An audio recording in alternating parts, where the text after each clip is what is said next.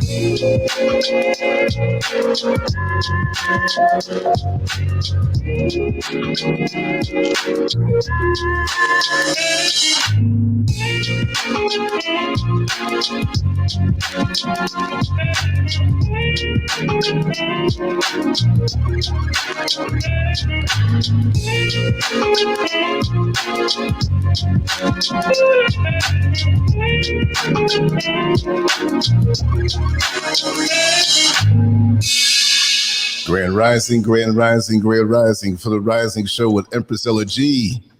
How are Grand you? Rising. Grand Rising, everyone. Grand Rising. Yes, it's one of those shows where I slid into home plate just in time and almost got caught by the catcher who just got the ball to tag me out. You know what I mean? See that. See that. Those shows end up being the best. You know what I mean? When it's like, but it's always shoot from the hip. I know we have it our is. title, but it's like, okay, we're going to shoot from the hip. That's the best way. We are circular, folks. You don't plan a conversation and say, well, later on at 5:45 after work, I'm going to run into somebody that I know today. So let me write down all the points. But no, you flow, and those are the best conversations.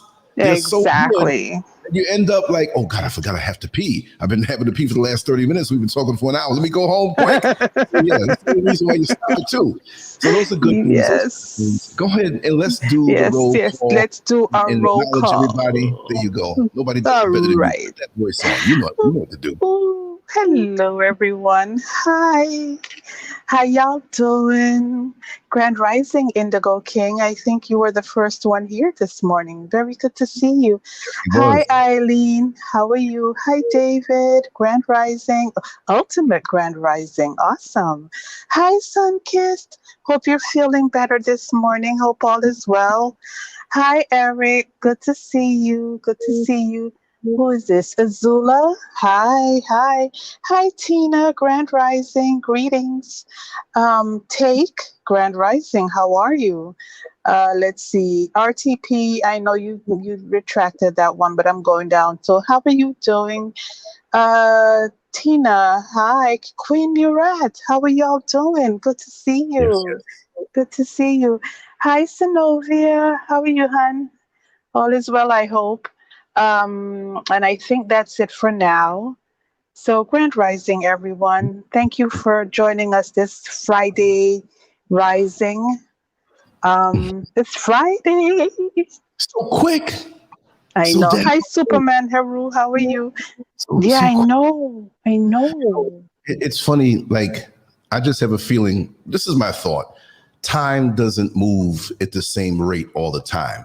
It's like going in the It water doesn't. move the same way. Well, last time we came to the beach, the Oh, water was like, shit. you know? Excuse me. Excuse me. Excuse me. It's Thursday. You see what happened? You see what Is it happened? Thursday? It's Oh, damn, it's Thursday. Thursday. Oh, I'm thinking It's it's Friday. Thursday. Well, that makes sense because I said something that usually doesn't happen on Friday happens. I'm like, no, seriously, this just so you know, for real, I am disconnected with the outside world. But see that's good. I'm glad I said that. To do another show on it, right? It's not dementia, y'all. It's not Alzheimer's. It's just being off the grid. I'm talking about this Friday. Oh my God! Can we start over? Can we start over? Pull me up now, because before we get lost, yeah, it's Friday and so, and you ain't saying nothing, so you in there too. Can we start over? Well, we do so many daggone shows. It's like we done forgot what day it is. I want to For do a real. start. I want to do over. Come on, we got to do this over. I'm sorry. You want to do over the music on? No, we ain't gonna do a full do over. You gotta cut out that part. I'm joking. I'm joking. What happened too? I was programming. I had to reprogram some of the songs in, and I Where's my got a song? couple. Well, yeah, that was the only one that was in. I didn't have time once the time came for the show to start. I didn't have a chance to do that. But see, we will do a do over with the Empress Ella G theme song. We'll start it out. That's why erasers are on pencils. Here we go.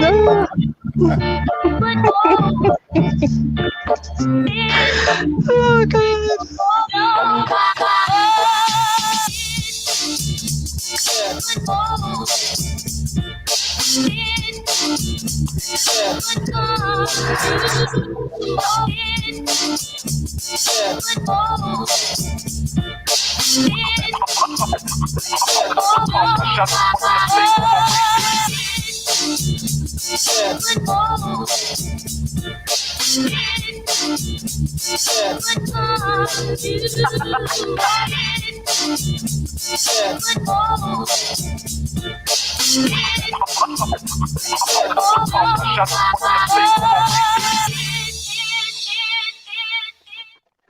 Okay, that's a little better, right?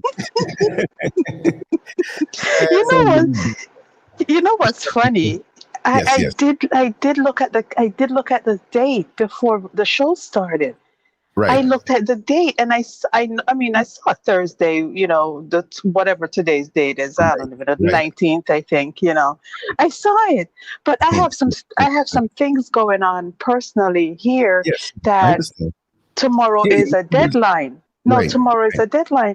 So Mhm. for some reason, I'm thinking, okay, the deadline is here, certain things I got to do today, blah, blah, blah. You know what I mean? Right. Right. So, oh my God. I understand. And let me tell you something. When you greet everybody, you have that voice that if who doesn't like to go to school, he's going to come to school to hear you say good morning. You're the person that I I'll come know, to. I know. Like an instant trust. Like you Oh have that God. mean a school aide, you have that mean teacher, you have that mean administrator. But when there's no toilet paper in the bathroom, I wouldn't be ashamed to come and ask you because you have that mothering spirit. I can ask. Oh my Been gosh. short. I can ask her. I need toilet paper. That's why I'm walking with my feet like 4 feet apart so things don't mush up. Please can I have the You're a toilet? mess. Yeah, I really do have poo poo on me right now. Yeah, right. It's hard to talk about it then. Or just go up and ask about it, like act like that's going on, but you know the secret. Like, oh God, don't have a Gosh, conversation with me. oh dear sister Zenobia, thank you, sweetheart. You're the best. Embarrassing. All right. Hi, Yeah. Daniel. Let me just say hi to whoever just came. Hi, Right. Daniel. Let's see who else. Who else just came in? I thought I saw a couple of other people. Queen Murat, did I say hi? No. Hi, how you doing, sweetie? Good to see you. S Peaks, hi, good to see you. Um, I think that's it.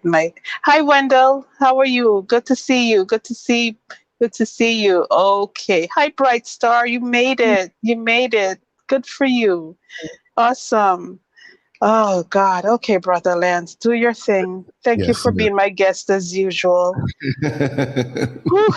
Mm-mm. It's like when you go to like this organization and every time like they invite you to a meeting, it's the same 3 people. So I'm I not saying it's know. bad, like thank you for being my guest. Somebody just come in and say, oh wow, he's the guest on the show, but he was the guest on the show yesterday, and the day before, and the week before.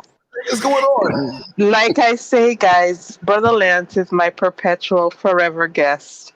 So it is what it is.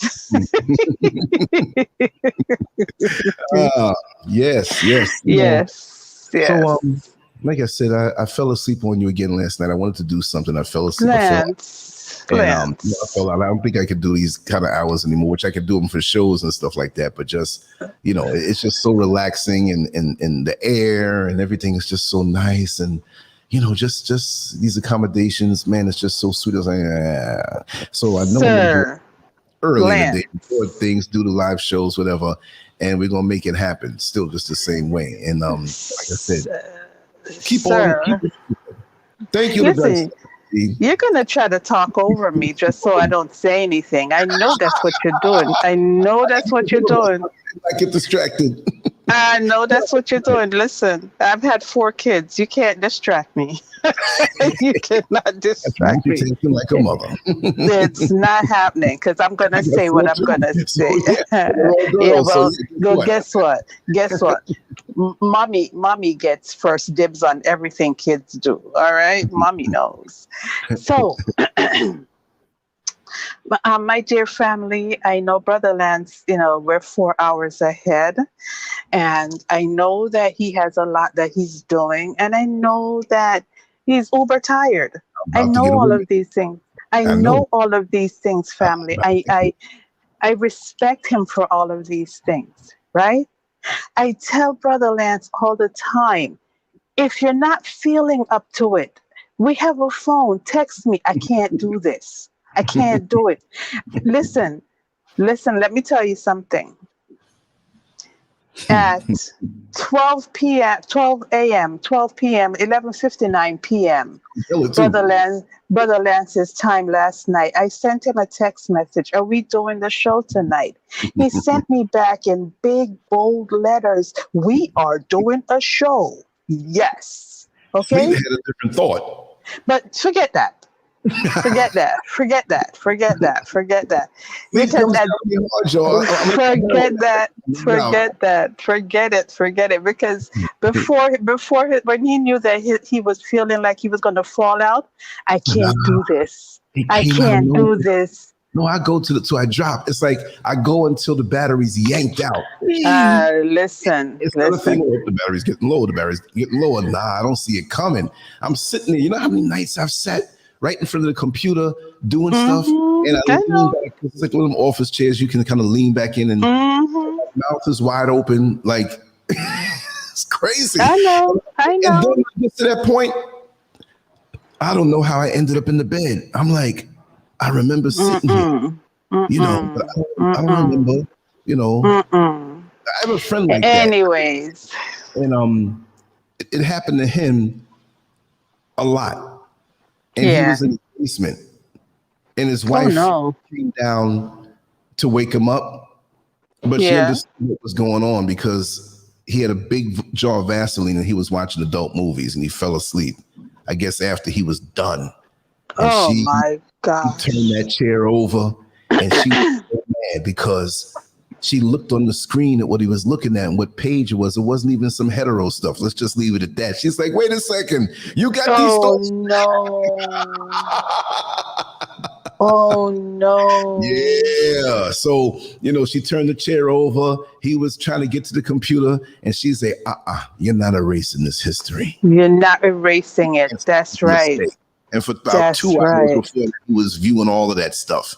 Oh man. That is they had something an extra else. bedroom and he had to use it. There was no coming back from that. Eventually wow. Wow. But you know what? I mean, and listen, I don't even know how we get down these roads, but I guess it could be wearing a mask.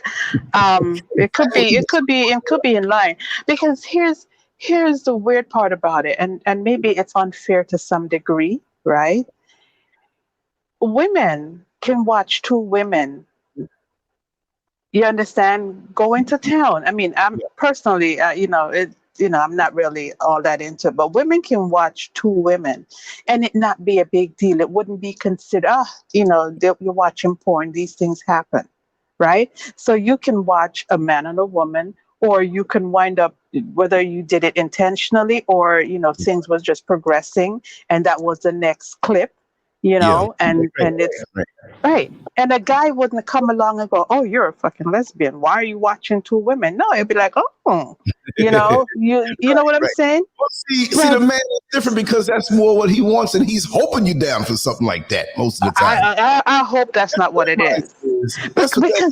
Because when it's two men, it's just so it's like it's something like there's no connection to something like that. You know what I mean? No. It's like, oh my God, why? Why would you even want to watch this? Why wasn't that the first thing? I mean, like, reflexes should have just made you click that off,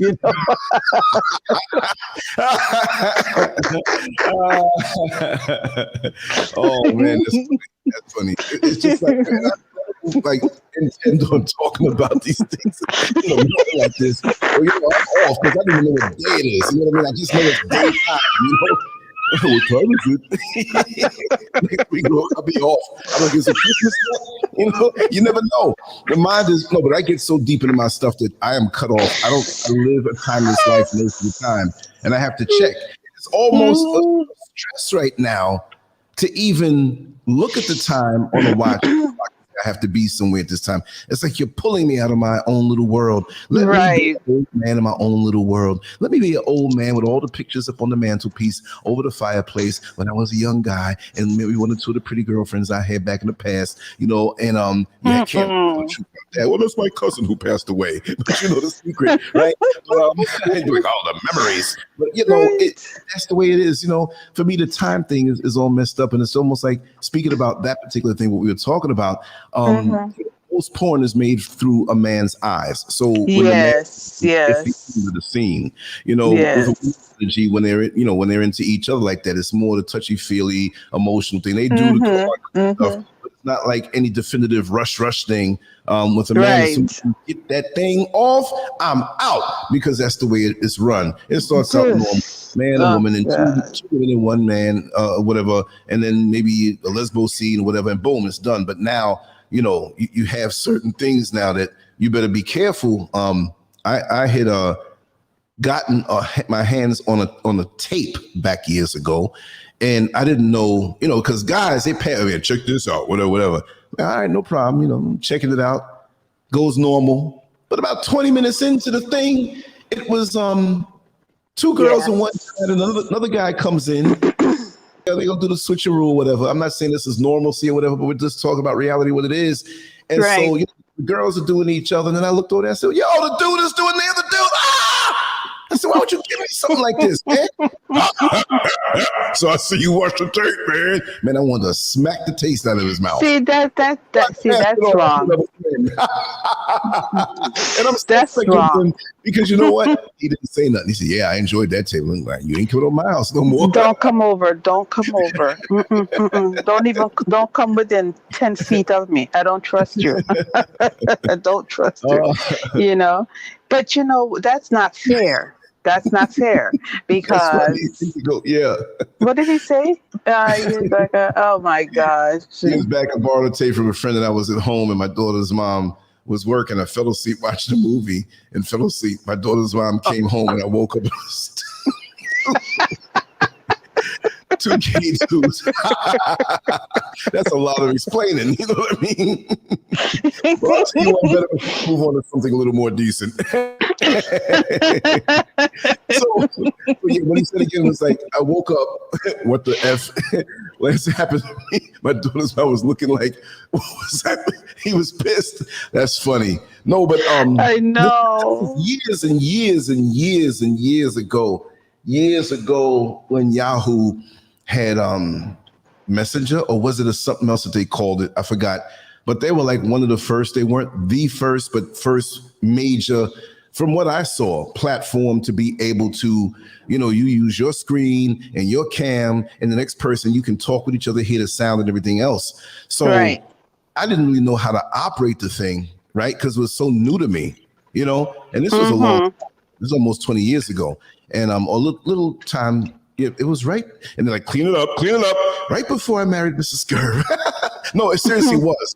It was kind of between, you know, situations there. So I'm doing my regular work, and then people that knew me, like, they would see my name and they click, "Hey, Lance, yeah." You know, I would talk to them, and man, I can't believe I'm talking to you, whatever. So we're talking. So there was this one young lady who was very amorous, you know, in her compliments and everything. And so she told me, she says, later on tonight, I think she was in Virginia. I forgot the whole details of it. She said, later on tonight, you know, I'm gonna hit you up. You don't have to show your face, but I want you to watch what I'm doing. So you can imagine what that was. Well, you know, it was like, ooh, I gotta be home at that time to see this. No, because we had talked already, and she was always kind of like, you know, that's how she felt toward me, right? And I wasn't mad either. So it ended up where she had to cancel. She sent me this email. I'm going to talk with you tomorrow in the morning. So it was like around 10 o'clock.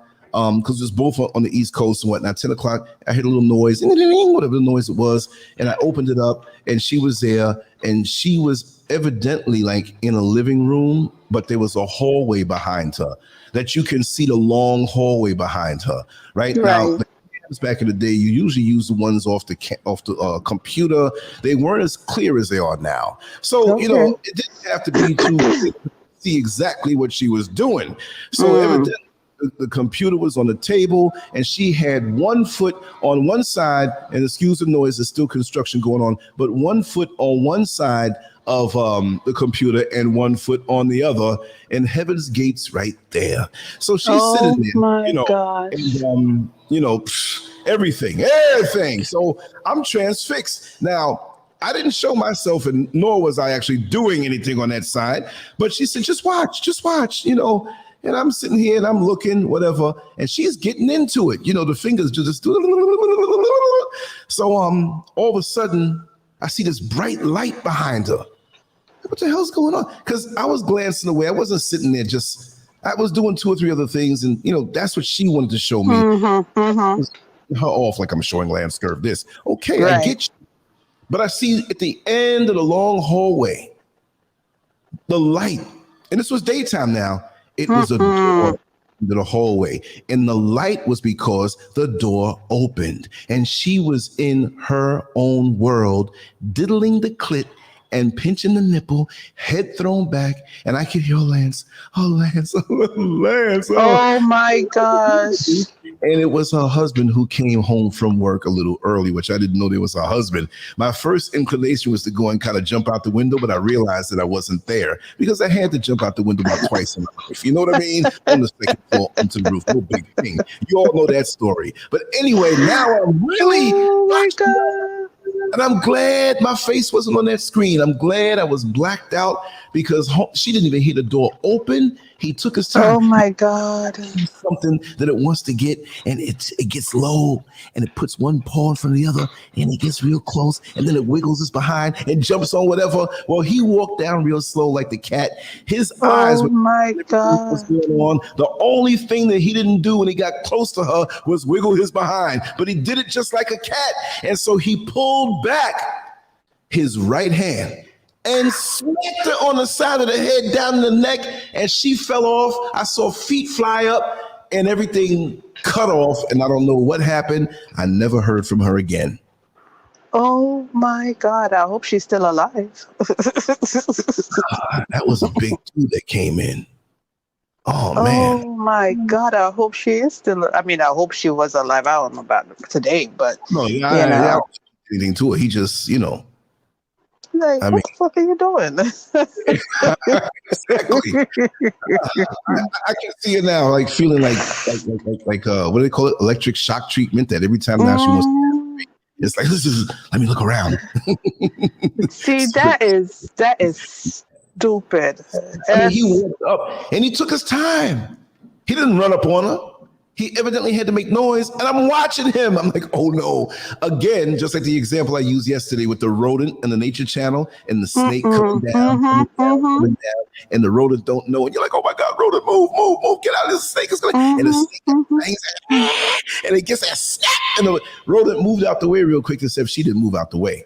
Imagine extreme pleasure to shock, embarrassment, and pain. Imagine that.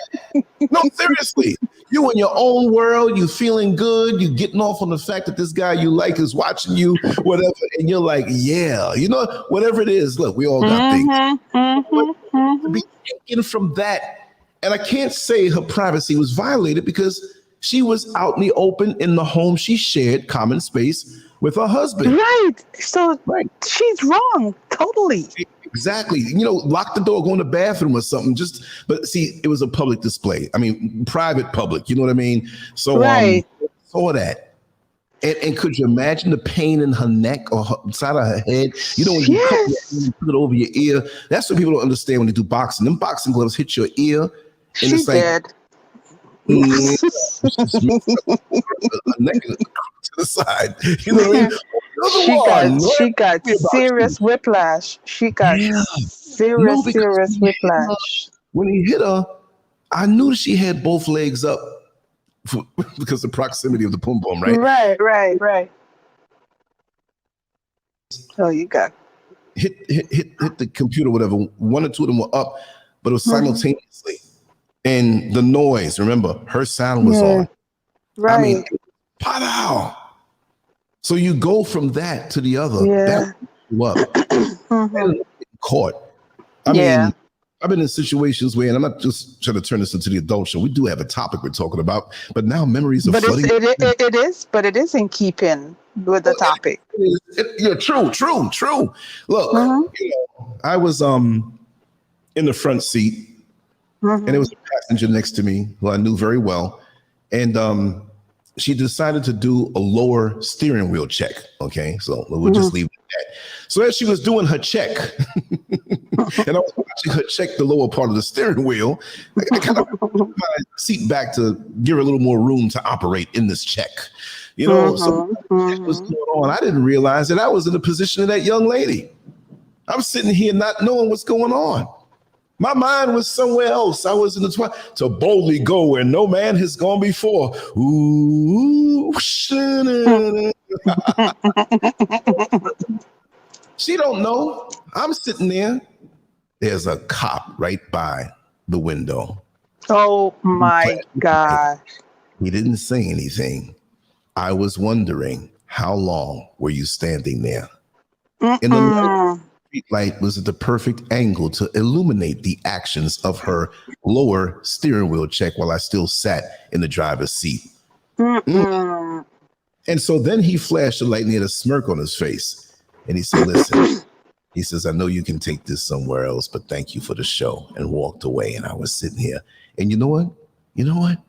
He was such a exhibition that she ain't stopped. I was like, listen, we got to get out of here. Oh my gracious. She didn't miss a beat. She kept checking that steering wheel.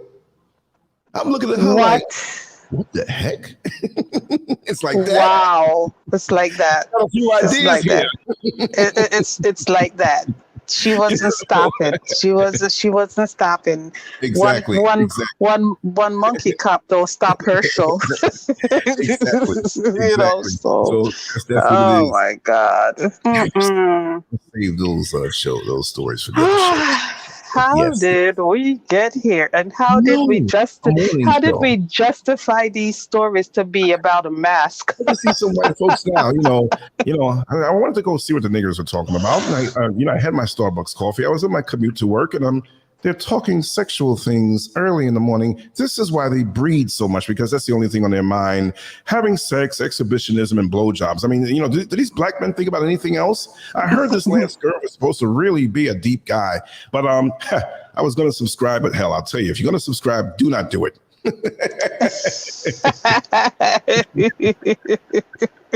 Oh, it's crazy. Oh my God. It would have been funny. Like Tina just said, it would have been funny if she kind of saw him or heard him and just, watched, but he was behind her, so she couldn't see him. See, he saw what was going on, but he wanted to make it sweet for himself. Like, see, they must have had other issues going on. Yeah. And then Whitehead. Rub me wrong, right? If they're not on the run, it's too good. Her husband stopped her. She might have been singing that in her head, right? No, that's for you and the cop. That's for you and your situation. Ain't nothing. Ain't nothing stopping that. Ain't not a thing. After that, then I was. You're sick. You're sick. Yeah, you gotta be able to tell. Steering wheels or kissing and sucking. I know. Okay. I know. Right. So. Anyway. And I had that. Oh man, it's crazy. I'll save that for later on. This other story. Just remind me of the van and Flushing Park story. Or Flushing Park, the Flushing Park story. I got a couple of stories. Yeah. Let me. You know what? Today I have to make sure. No, but you know what I have to do today? Today I have to gather up all my envelopes that I have close by, and I have to see what I've written on all of them, because every time you remind me of something, I grab an envelope. You know what it is? With all the things I say, write that down. I'll write some things down too, and it just ends up jumbled. Yeah, I got an envelope here with so much. But you become like that coupon lady. You got so much stuff written down. What you got? What are these scribblings here? T-shirts and show topics and. She's the coupon lady. I have to go through everything. But just like the coupon lady. So if you gotta go somewhere, don't get in line behind the coupon lady, because she's gonna make sure every 2-cent coupon, every special, every get 50% off, every get 2 for 1 is gonna be utilized. Did you get this? Let's do this over. And then she'll look at you and smile. And knowing you pissed. I know. Nah. See, here's a trick. Not just for the coupon lady, but when you're getting in line, don't judge it by, like, you want to get out of there fast, right? So you say, there's one person in that line right there. But you might jump in that line and they have a whole crap load of stuff. They may have 3 shopping carts of stuff. And there might be someone who is real slow as the cashier. So now you may have 8 carts on one line, but they got just 3 or 4 things, and it's somebody younger and faster. You're like, I want to go on that line. So you can't visually observe just on the amount of carts, because how many times do we run to that short line and it's on where they had to get a price check on the item and go to the back. Yes, yes. Like, and that's why nobody else went. When you and went, you know the worst part. Fool. No, and the worst part is when you're so eager, you start taking every damn thing out of your cart. You know, it's like you don't even, give them a chance to, finish. You start taking it, and then all of a sudden it's like, oh damn, I can't even put everything back. Well, I know this guy, his little brother's like about 13, 14 years old, and he was like about 20 at the time. And he always like smoked weed so much that he sounded like the times when he smoked weed. Like it would sound clear. Usually, hey man, so and so and so, blah, blah, blah, blah. But when you smoke a weed, you're, hey man, what's going on? I'm gonna check you out later, man. I met this broad, man. She got a friend, right? We're gonna visit them chicks later on, right? He messed his vocal cords so much. Every time you see him now, hey Lance, what's going on, man? What's up? So when he was in the line and he told his friend, well, the little brother, I said friend, it's my friend. He told his brother, like, if I gotta wait here too long, they gonna pay for it. And he's like, what you mean? And he breaks out one of the drinks and starts drinking it. And then with the empty container, he said, man, put this back on the shelf. And he kept drinking and eating stuff. Broke out with potato chips. So he eat the potato chips. And then when he put it on the thing to get, I'm not going to get that. Somebody opened it. He opened it. Oh, my gosh. It made it. And they made, oh, no, it's no problem. Go back and get another one. See, that's how you do it. I got half a bag of potato chips and 3 drinks. I ain't got to pay for that shit. Oh my gosh! And he looked the way he sound. You know how he and looked? then back then they didn't have cameras, so everything was easy to get away with. Right. So you know what he looked like? I don't know if you remember. What's the guy's name? The comedian? No, not a comedian. The shock Howard Stern. The Howard Stern show. Oh yeah. Remember the guy that they used to call a little short black midget guy named Beetlejuice? No, I never really watched Howard Stern like that. Okay, no. Okay, no, I never did either. But Beetlejuice fascinated me. Like how you gonna get this guy who was a little under and exploit him like that? You know what I mean? Right. Let me see if we can get on Google. Even though I won't probably put it in the room, whatever. Maybe I can Google it too and see what he looks like. Howard Stern, Beetlejuice. Okay, yeah, there it is. American actor. Oh my God, this guy got a Wikipedia page. Lester Green, better known by his stage name Beetlejuice, is an American entertainer, actor, and member of the Howard Stern show's Whack Pack. He was named the greatest Whack Pack of all times by Howard Stern in 2015. He has also appeared in such feature films as Bubble Boy and Scary Movie 2. I can see why. He's 4'3", and he's from Jersey. So y'all, if y'all want to be nosy, hit Howard Stern and then Beetlejuice. Google, you see what it looks like. So with that voice, yeah, man, go to bed. Lo, this guy, everything grimy he was into. Everything grimy. Grimy in his house and he's smoking or doing something. Something was going on. Wow. I said, what you do last night, man? Oh, okay. Yeah, I remember him now. Yeah. Man, this lady, right? She wanted to drop her off some weed, right? And she's a church lady and whatnot, man. And she's in a wheelchair. I went upstairs, man, and her breasts were out, man. And she was smiling at me, and I knew what it was, right? So she was in a wheelchair, man, hit me off, and I'm like, how do you find these grimy situations, right? Get to the topic, you know what I mean? And anything you want to add to that? I know you don't have no grimy stories. You live the pristine life. No. I really don't have grimy stories. I'm so sorry. I love the fact that you, like, I'm not saying this is a negative, but it's so refreshing, like to see somebody who is naive to a whole world out there that, the underbelly. And see, I get a thrill by telling you the stories, like about the club there with the black people from Jersey and oh my God, I love it. Listen. I'm somewhat corrupting you, right? But I'm just saying, it's no fun thinking about the things I've been through. You take great pleasure. You take great pleasure. Yeah, It's just I'm like, also your brain cells. oh Some people you may not see him for 30, 40 years, you may not ever see him again, God. or whatever. You gonna remember me. You gonna remember me. Like when Oh somebody, my you gonna remember me. gosh. Oh Say, my yeah, I was thinking, gosh. yeah, you gonna remember me. I am 2 sheets away from being totally Roberto, corrupted. my brother. Yes, he's here. He's Where my is brother. he? He's a co-worker. Driving the Okay. bus. Yes, I'm glad to see you, brother. We gotta talk and catch up, man. I'm having fun out here, man.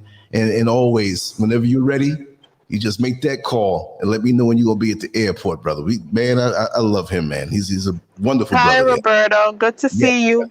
He's on Can't Facebook. can't you come over to YouTube? Come over to Yeah. YouTube so we can vibe and chat. Come on over. Yes. You're on Lance Facebook, Scurvs. so yeah, we're simultaneously, putting this out on different Yeah. platforms. So if you come over to Lance Scurv on YouTube, you'll see everybody else that we see. So okay, Right. Yeah. cool. Oh, I'm glad to see you, brother. Yes. Yeah. Yeah. So, Oh like I my was saying, God. yeah, Yeah, you never know. you corrupt me. That's what you were saying. You're corrupting me. I've You know. expanded your mind to the realities out there that Oh. unseen. Okay, there's lots of levels of living out here, and I seek to explore and understand how they move simultaneously. Right? That's all it is. I just been nosy and got a chance to see a little more than what most people have seen. A whole lot more. Well, Imagine that's true. returning That's to New true. York City in my young teen years and teenage years, going out in Manhattan and exploring and finding myself up in places and looking and being nosy and talking to people. I was a talker back then.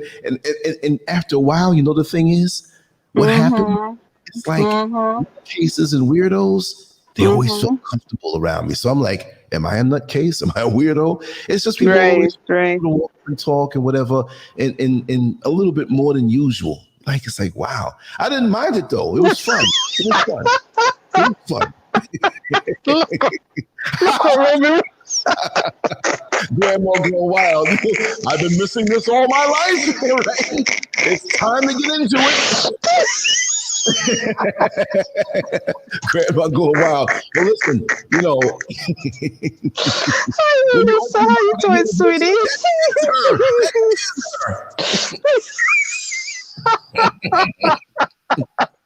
For real, it's those grandmothers that really didn't do crazy things that it hits them, and they retire and they got time and they're home and they stuck on things on TikTok and YouTube. You porn pops up, it's a wrap. It's a wrap. It's a wrap. That was funny. That was funny. For real. Grandma go. Grandma go wild. Well, there's a lot of grandmas that didn't go wild. I'll tell you about the one. Yeah, right. She used to go to people's houses sometime after work on the weekend, before we set up a little shop. And I go with her, and I remember, like when a boxing match is on and I'm not home, I remember the circumstances. It was it was Elmont, I think, like right around that area, and I know you know that area. Oh yeah. Yeah, it was, let's just say the mother, and I told this story before, but I'll say it again real quick. It was the mother who usually had her hair done, and, she was very successful. She had some good job and some other things. She was running nice home and everything. I'm not sure if there was a husband around at that particular time. So, she had daughters, and the daughters were like teenage and early 20s, whatever have you, and they were progressive also.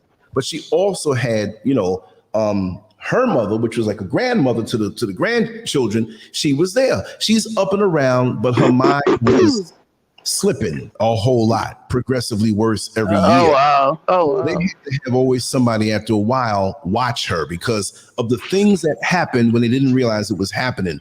So, she's telling us, the mother, the main one, she's telling us what was happening. I was like, wow, she's telling her mother like that. So she's saying, well, Ma, when she was much younger, she was always, she wasn't wild, but I can tell by the way she dressed and the old pictures, and she's sexy and had all the men and so and so and so and so. And I know she had her wild period. Now, when you get older, you kind of latch on mentally to that best period of your life. It's like the guys now in the 1990s that couldn't afford that big long Cadillac in the 70s, but it's 1990s, and in your mind, that's the sugar honey iced tea. So guess what you do? You get a big, long Cadillac that when you open the doors, it's like the toll a booth of the bridge because nobody can pass by the street. Close the door, man, so I can drive down the street. So she reverted back to, who she was when she was younger at her peak. Right. She was okay enough to be left alone. She didn't have obvious, she was forgetful at this point, but she wasn't a danger, to herself to be, so they left her alone. So the neighbors came when she came home from work that night. And I think that it was like the summertime and her children that are of age, they were out of state with other families. So it was the mother and the grandmother home by herself. So one of the neighbors said, I'm not trying to be nosy in your business, but, your mother is friendly with everybody, but every day you're gone, these boys going up inside your house laughing. And I saw her at the door when she let them in. And, it's none of my business, but she wasn't dressed appropriately when she let them in. She had some oh my God. and she had a wig on, and this is a very close house right across the street. So I'm just giving you the heads up on what's going on. She was letting these boys in there, and they were going to town. Oh my gosh. Yes. Melissa, hold on a second. Melissa, Danina will be back as soon as she's available, hon. Lance is working on getting her back shortly. Yeah, I haven't talked to her. I gave her a little break because I told her I'll have you on every day if I could. So I didn't want to. Right. I can almost guarantee that probably Saturday or Sunday she'll probably come on. I'm going to call her today. And if you're on Telegram, I'll give a little update to everybody, Right. So yeah, so that's what it was. So you just never know, we kind of revert back sometimes to what we were or forget sometimes the old man who thinks he's the bodybuilder and he walks around like he got muscles, but it's just nothing but flesh and sagging. Belt is like right up under his nipple line and he has breasts at this point.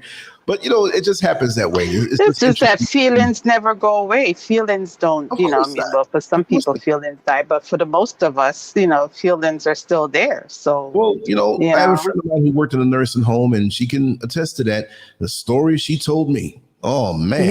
Yeah. Even guys who are not able to defy gravity with that part of their body, it's still in their mind, touching the person's backside and propositioning and whatnot. And, one guy that she told me about that he was there and he was like, I think he was 92. Mm-hmm. And there's no way a woman's going to look, oh, he's 92, an older guy. Damn good. It's like, okay, you give him a compliment like, okay, you look good for your age, but we know you're 92, right? Well, this guy talked so much smack to this woman over the years. Like, they've been there for years. So there's a one woman working there. And this guy was always talking about how good he knows she tasted. Well, guess what? When my friend went into the room to see if everything's all right, because she went in there to hand out, she was like a nurse there, resident, and she'd hand out stuff like that. Homegirl was back enjoying what this man took 92 years to learn. Or perfect. Yeah. And she's about 32. He's about 92, Hey. Yeah, exactly. Hey. But they were friends. She closed the door. She's like, how could you? He's 92 years old. Oh my God. He's like, listen, I don't care. There's nobody in my age group who knew what he did or knew how to do what he did. I ain't gonna lie. That's gonna be you at 92. Real. There were people, and I don't want to be a nursing home, but if I was, there'd be people, I want to transfer to that one, and I want to work the night shift. You know what she did? She told her, she says, I don't care. You busted me. I know you ain't going to tell, but you're going to be my lookout because I'm going back up in there every night. I'm like, oh my gosh. He's a 92-year-old happy man. Yeah, no doubt. No doubt. Right. You know why? No teeth. No real teeth. Oh, God. Thank you, Roberto. Oh, dear. Yes. So, what we Brother going to do? Lance, Brother Yes. Lance, We went Brother too long with these Lance, crazy stories, right? brother. We already got two thumbs down.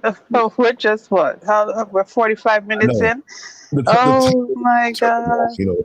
Don't complain Mhm. about a mask when you've been wearing one your whole damn life. There you Fake go. people, yes, we're going to talk about the fake people and the masks they wear, and they complain about Yes. the COVID mask, but they've been wearing 5 and 6 different masks their whole life. See, Right.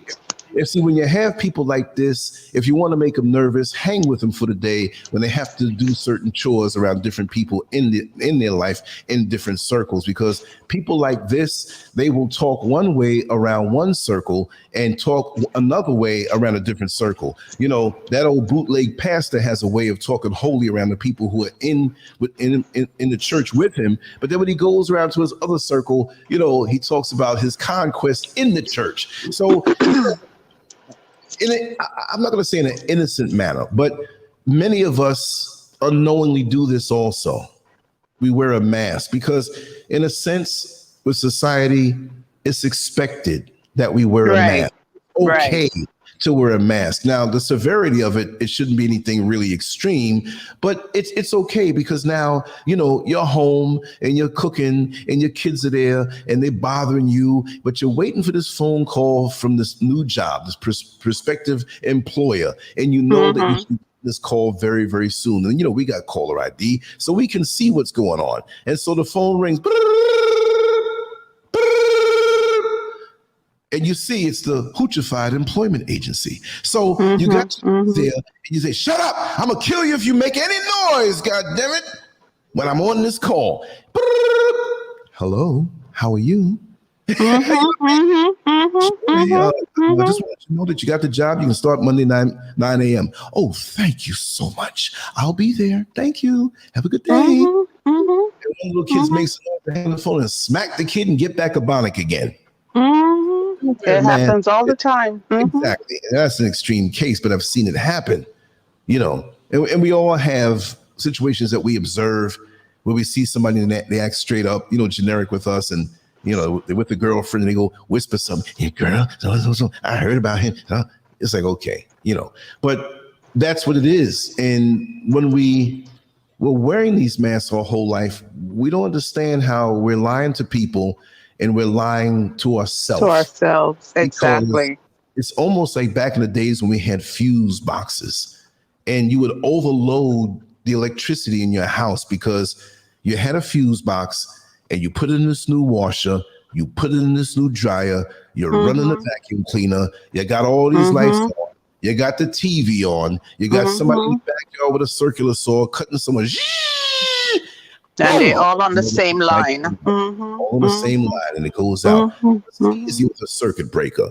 But the fuse, you have to go and get another fuse because a little metal behind the glass burnt out. Mm-hmm. You Mm-hmm. who are old enough to know about the fuses. Let Yeah, I us know in do. the chat room, Mm-hmm. right?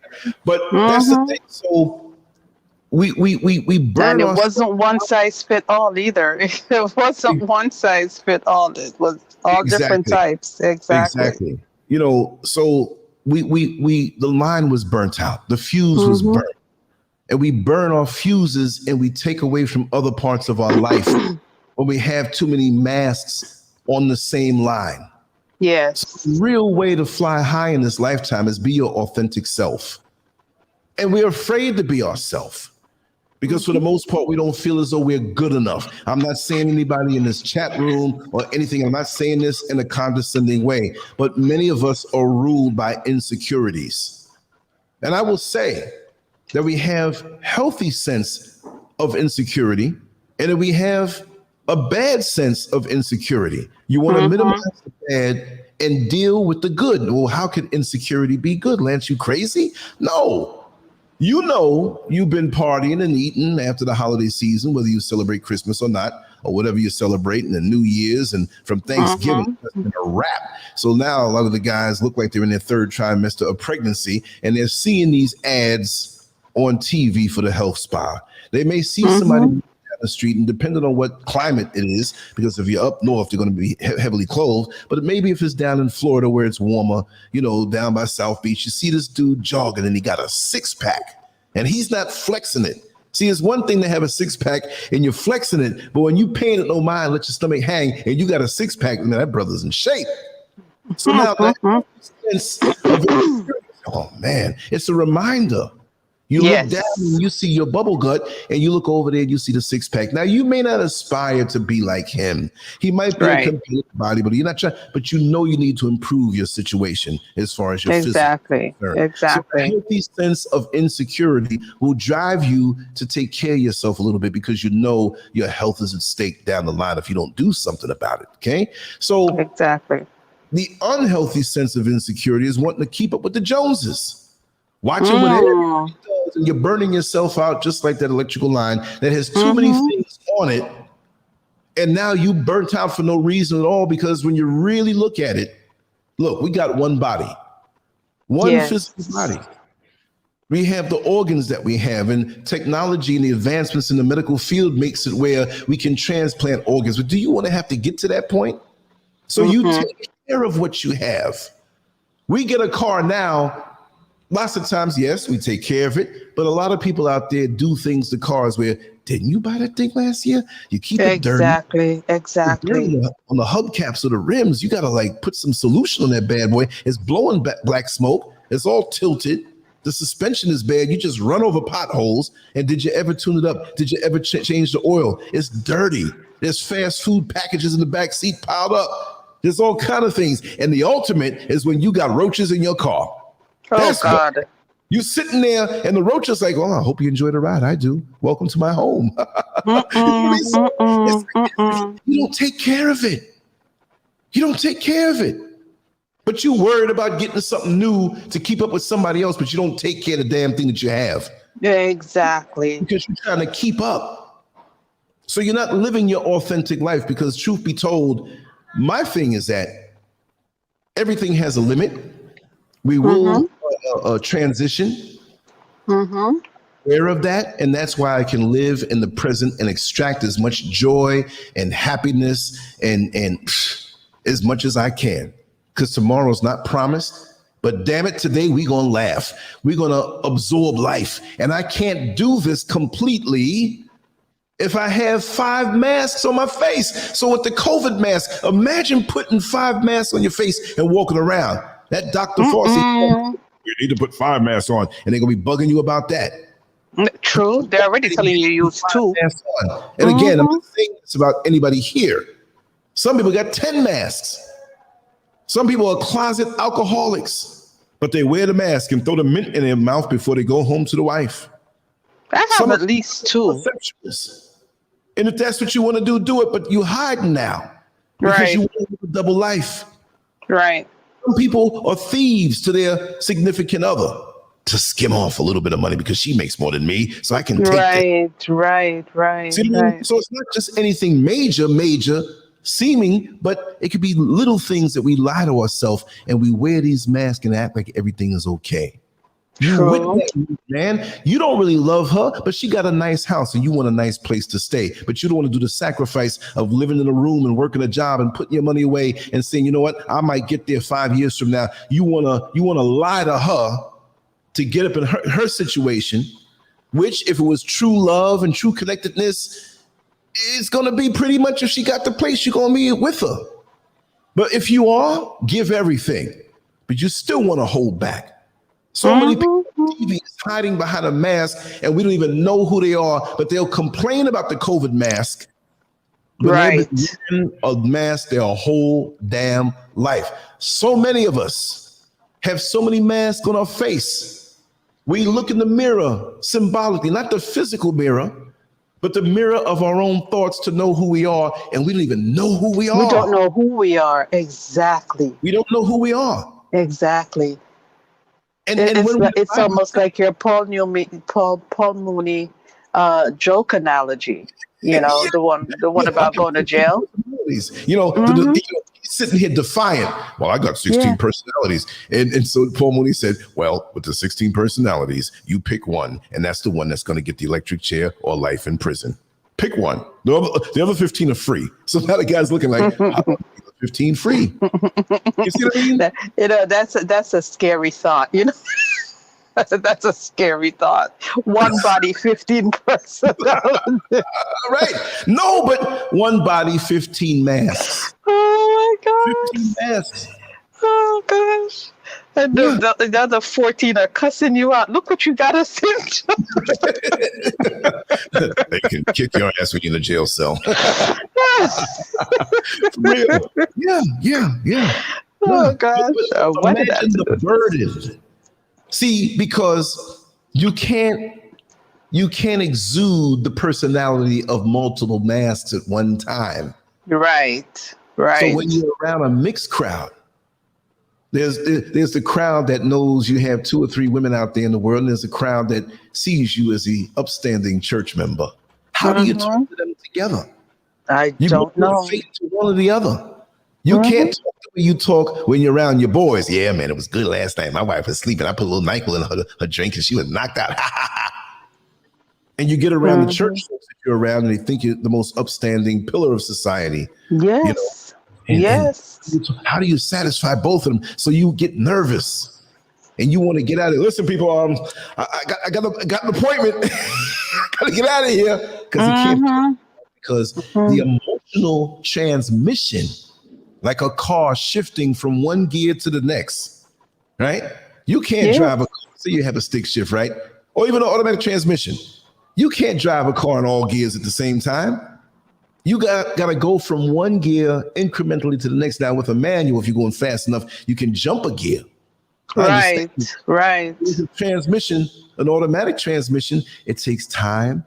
For a second, you feel that little boom. You know, in newer cars, you don't sense it. But after a while, the older cars, you feel the things, oh, I need transmission fluid or something like that.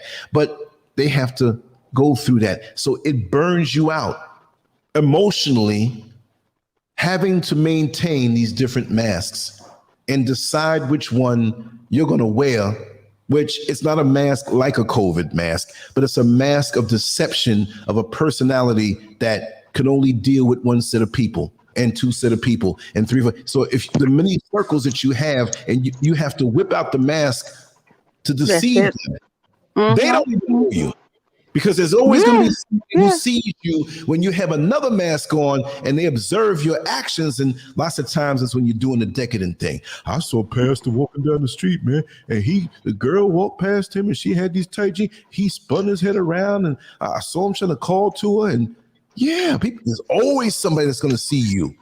Always.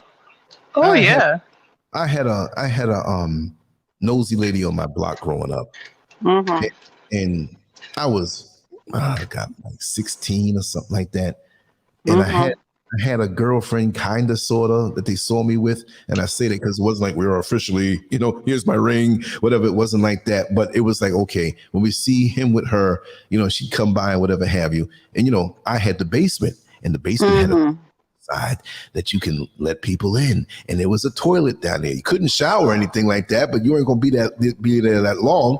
So the nosy lady was out sweeping. And I was so mad because when the young lady left, she saw. And when she saw that it wasn't the one, then the other one came. That normally comes. Oh, wow. Yeah. And she's sweeping and she looked and gave me that. I'm like, oh, man, this is going to be all over the world. Around the world, Culture business. I don't know, and I don't know why she won't go away because she keeps bugging me every night with the girl in the basement. Oh, man. But little things like that, because I didn't put up a mask. I wasn't putting up a mask. I was just sneaky. So a lot of us that wear these masks, and you have to take time to get to know somebody and spend time with them. Right.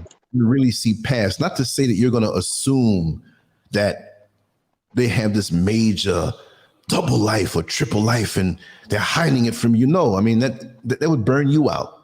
But just understand that you just can't take people at first on face value. Look, there are many here in the chat room who I've never seen their face before. But because of the consistency of how they think and the things they say and whatever, I'll take them on face value. More so than somebody who's right in front of me, who I'm just getting to know and I don't know.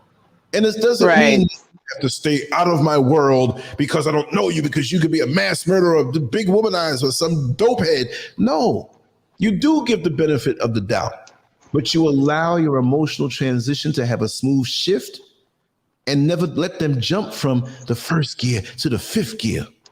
You don't let them in that way. You have to right. them really more so in their natural environment. Because they project something on you from them because they want you to see this particular aspect of their existence, which pretty much might be a mask and be fake. See? So they're giving you, get around them in mixed crowds. See how they react. Oh, that's a drill, yo. That sounded just like a straight fart.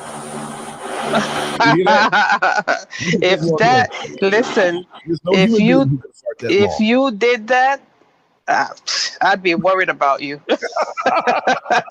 So don't be something else. Maybe she did, That's true. I was hip to that at that age, but you kind of think like, no, she's not thinking that way.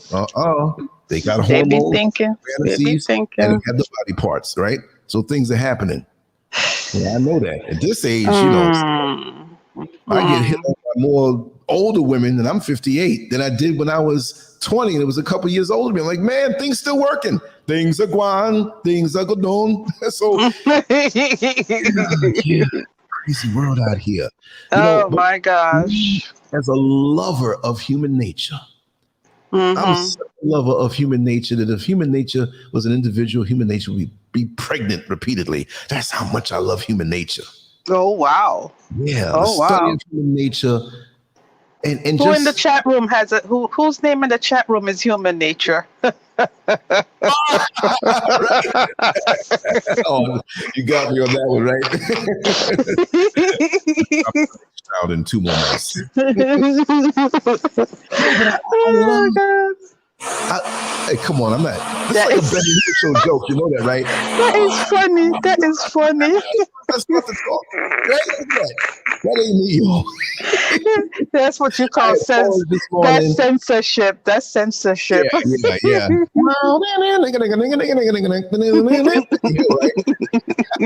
So it's like inhale to get the breath to talk. Oh man, that's funny. That's funny. In case you ever mind the sound came in, it's crazy. It took everything you were thinking out of your head. But see, it was so long, that's not me. And somebody left a comment when we were doing the Nina show, right? Oh, exactly. I forgot what time it was in the show. 1 hour and 14 minutes or so and so. I swear she farted. Did you see that? I saw that. And can I tell you something? I mean, can I tell you something? Yeah. I went back to listen, right? Oh, you did? Oh, yeah, that's right. CSI, Crime Scene Investigator. Oh, God, so yes. Give us the verdict on that. I didn't hear anything. So maybe I don't know what they heard. Yeah, I mean, it's like, well, that's messed up. Right. That's messed up. That really is. That's we should use Beatrice's term. What the? That's fucked up. How the hell do you put that? I know. That's terrible. There was nothing there, nothing at all. So that person's a damn liar. Whoever that was, right? They hear it too. Yeah. Yeah. But anyways. It was probably them that didn't realize it, Exactly. Ones, lean up on one cheek, All right, let's get back to the mask wearing now, Brother Lance. I feel too good. Look, we started out jacked up, talking about, yes, it's Friday. Okay. I know. So there's no coming back from that. We might as well just flow wherever. Already and got happy for a second, and we messed them up. Oh God, I got one more day. I know. Especially if they just jumped up and got on the show, and they're like, "Oh God, it's Friday. It's Friday? Yeah. Oh shit, it's not Friday." I was so wired at certain points in my life with the scheduling of work and jobs, and working 2 jobs, and working 2.5 jobs. I've been through that, right? That I would jump up sometimes, like say, for example, on this particular Sunday, I didn't have to work.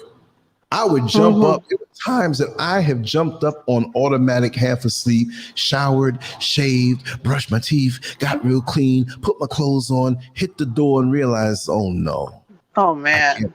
I've done that several times because I'm programmed. Once I program myself, I'm gonna go automatic. I'm gonna come forward, keep throwing punches. I'm that dude. If I get knocked out, I'm on my back throwing punches real slow in the air because it's so ingrained in me. Oh man. You know, exactly. I know that's true though. Yeah. That's right. That's right. One more sleep before comedy night, huh, Tina? I was thinking like tonight's comedy night. I'm like, me too. Me too. Me too. We would have done it. And nobody showed up because they think it's tomorrow night. Well, I wouldn't have gone through the whole day thinking it's Friday now. Come. Right, I know. Then something's wrong. Then something is really wrong. Absolutely. Right. No, but I mean, come on. You know what happened to me once, and I'm sure this happens to people. This is when I was going. No. But I'm not opening up. No. I have a rep to protect. That admission alone says more. You know, that's from.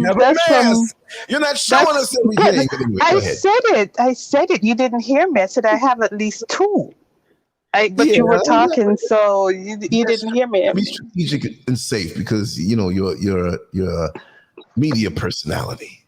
Exactly. I have a rep to protect. You know, that's from Greece too. Anyway, so that's why. No, but this happened. I know a lot of people have had this happen, especially when the time changes, right? The whole, spring forward, fall back, whatever. Well, this was in the fall, so we gained an hour of sleep, right? And it was Sunday morning, and we got up and we got ready and we went to church. Mm-hmm. And we got to church and the church was closed. It wasn't just one. Wait, how many of you were here? 4, 5 of us. 5 of us. What was in the air? I don't know, but you see, they were kids, so they're not thinking anything. They're thinking, "Oh well, mommy, we got to go to church early," So we got there and we're like, where's all the cars? What's going on?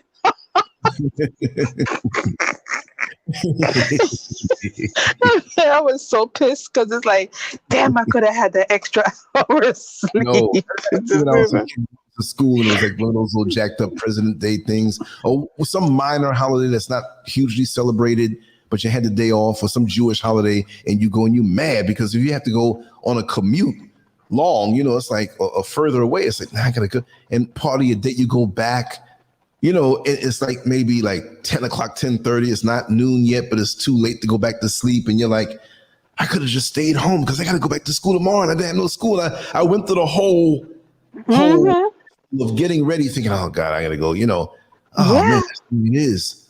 But you're right, Sylvia. She says, I do not think first impressions are true because people will always put on their best face when you meet them. But over time, the true them will reveal themselves. So, let me tell you something. That's why I'm just as jacked up when I meet somebody at first. So they think I'm jacked up.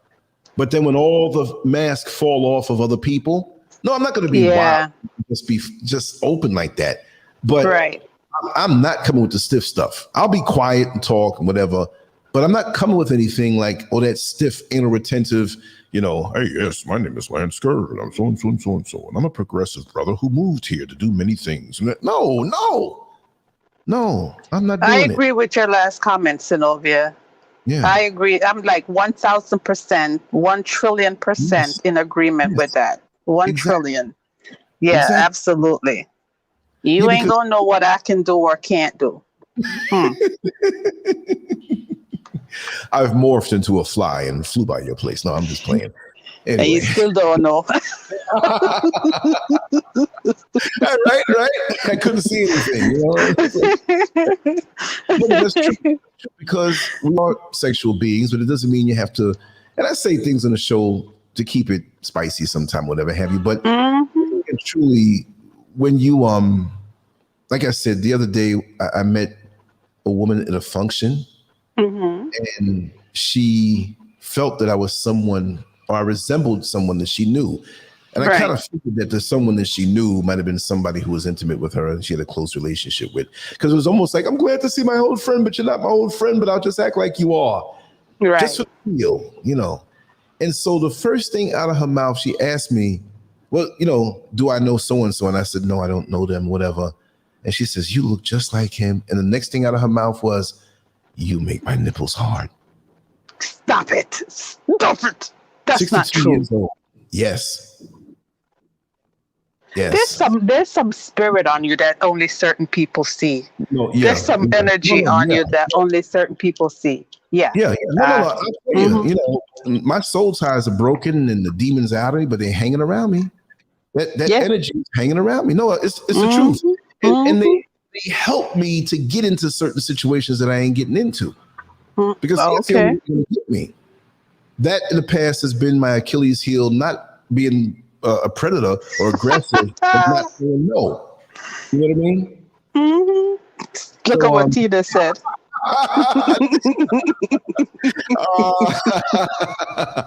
It's not for me to say. The past, you know, it was bad, and you know, I don't glorify that, you know, because people at this point. But with a lot of the young guys that I talk to, there's like, man, they say I make them feel good because I don't come at them to chastise them. See, I'm farting again. You heard that. See that? Yeah, I heard that. I'm scared to talk because as soon as I talk, it's going to happen. See? Oh, this is crazy. What did you eat last night? I know you can still hear me. What did you eat? What did you eat last night? Because it is definitely telling on you this morning. I know, right? Oh my God! Yeah, but you know, when you're not, and I'm not old, like old. It's relative anyway. I go to a nursing home. I'm a young man. I go to a middle school, junior high school. I'm that old guy. I just happened to get here on this planet after some people, before some people. But energy. And so with that energy, to me, you're forever young when you don't let toxicity clog up your filters of who you are. So with a lot of folks that are younger, they vibe with me. And I'm not like, oh yeah, he's that old guy trying to learn the hip language of what we're saying now. I know a lot of things and I keep up with things. You don't see me talking to folks in their own language as far as like the hip thing. I'm trying so hard. No. Right. So you know, I don't move that way, and they embrace me, and the whole erotic stories and crazy past things they can relate to sometimes, and they God with me, and we can talk about other things that are really relevant in the world, and you know, but you gotta, you know, it may not be that way, but yeah, there is something. There is look at the folks that go to church. And they say, you come to church and we're going to cleanse off whatever demons you got on you. And you're going to be a vessel. Okay. Say you've been a lesbian for 30 years. A butch. I don't care how much high heels and dress and feminine type outfits that the society says to be a woman, you must wear these things.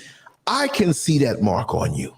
Right. You're going to erase that too fast because now you're trying to be something that you haven't been. I'm not going to say something that you're not. You are a woman, but you never submitted or succumbed to the societal standards of you should be wearing, you know, this outfit. Right. You had your jeans on, you had the big keys on the side, you know, you slapping fives and doing, you know, high fives with the brothers. Like, what's going on? You know what I'm saying? You know, man, man, so on, and you're holding imaginary nuts as a lesbian, butch lesbian. You got the short hair. I understand that. You got the thing around, whatever they call it, to make your titties flatten out so it doesn't look like you have breasts. Right? All that, it's not. Look, I got to eat some cheese real quick.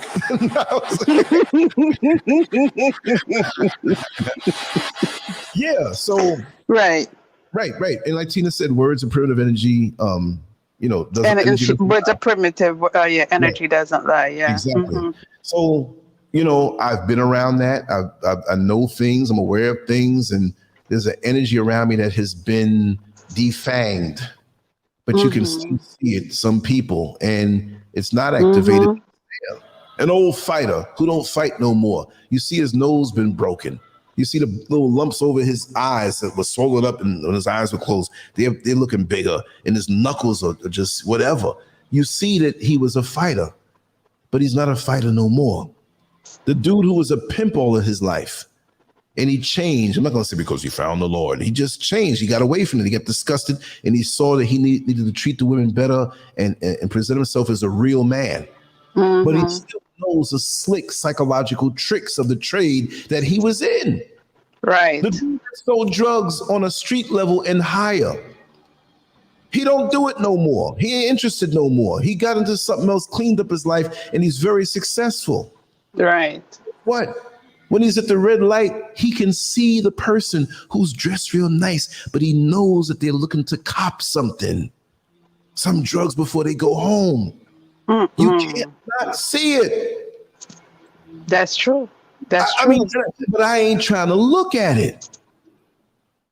You know, I can pretty much pick up things from women in public.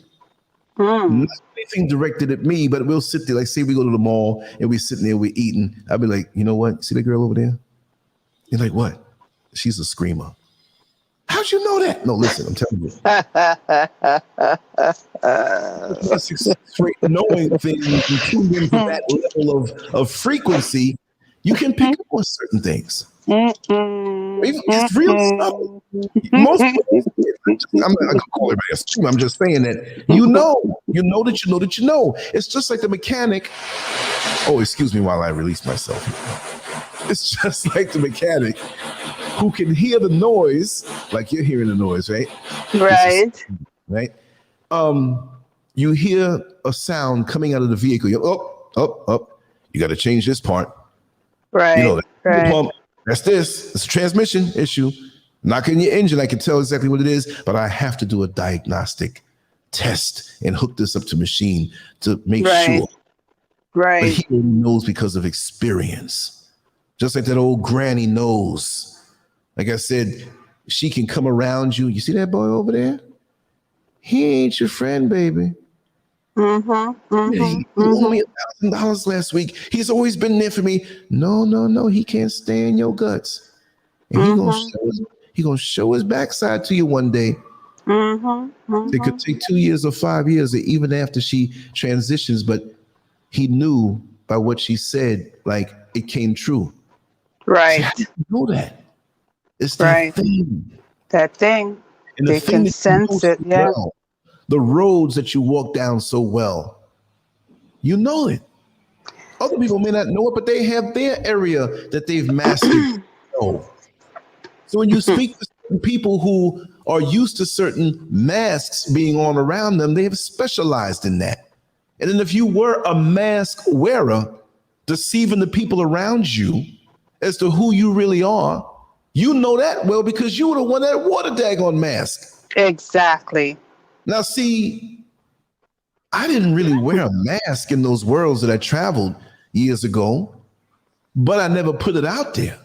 I'd stay observe. I want to see what you all about because I knew what I was all about. But it didn't stop me from discerning what mask you have on, because if you look at a person who has a full face mask, like a Halloween mask, and this is a physical thing, right? If you look good enough, you'll see that the mask is not attached to the eyes. The eyes are sunken back. Exactly. There's always that crack in the armor. There's always that gesture that goes against what the mask is telling you. Something that's out of line, you know? So it's in the eyes. It's in the eyes. It's in the eyes. It's in the eyes. Exactly. Yeah, it's in the eyes. That's right. That's right. It's in the eyes. Jack Griffin one time put together a collage of pictures because he's a photographer. He does, you know, he's like the archivist, you know. Right. He shoot pictures at me from like 30 years ago. Like, oh my God. And he'll wait too. Like, you waited this long to send me. and it takes you by surprise. But he did one of me with my eyes all around the edge from like birth. teenage kids, all this and all that. If I could find it and upload it out, Yeah, that would be nice. Yeah. you can see it. Yeah. He put that together, and it's like that was phenomenal. I gotta find it first. I probably put it up. I think I did already put it up on Instagram, but it's way down in the bottom. I'll post it up. But it's probably like about maybe 14, 15 sets of eyes on the top and on the bottom. And then in the middle, I was in corrections. I had my uniform on, and I was writing at the table, and I had hair, but it was only, I bet you can't grow no hair. I bet you got a big ass bald spot. I'm like, no, I'm not. I can grow hair. So I had to grow the hair. It was like a bet. And he looks quite good with hair too. It looked really different. Yeah, I mean, I like hair. I really don't. I don't like hair from the neck down. I'm okay with it from the neck up. There's no. You're not okay with it at all. Stop it. Stop it. You ain't okay with it at all. Period. Paragraph. How do I know these things? I don't like it to get out of shape. I like to keep a nice cut. And it was too much. You know what I mean?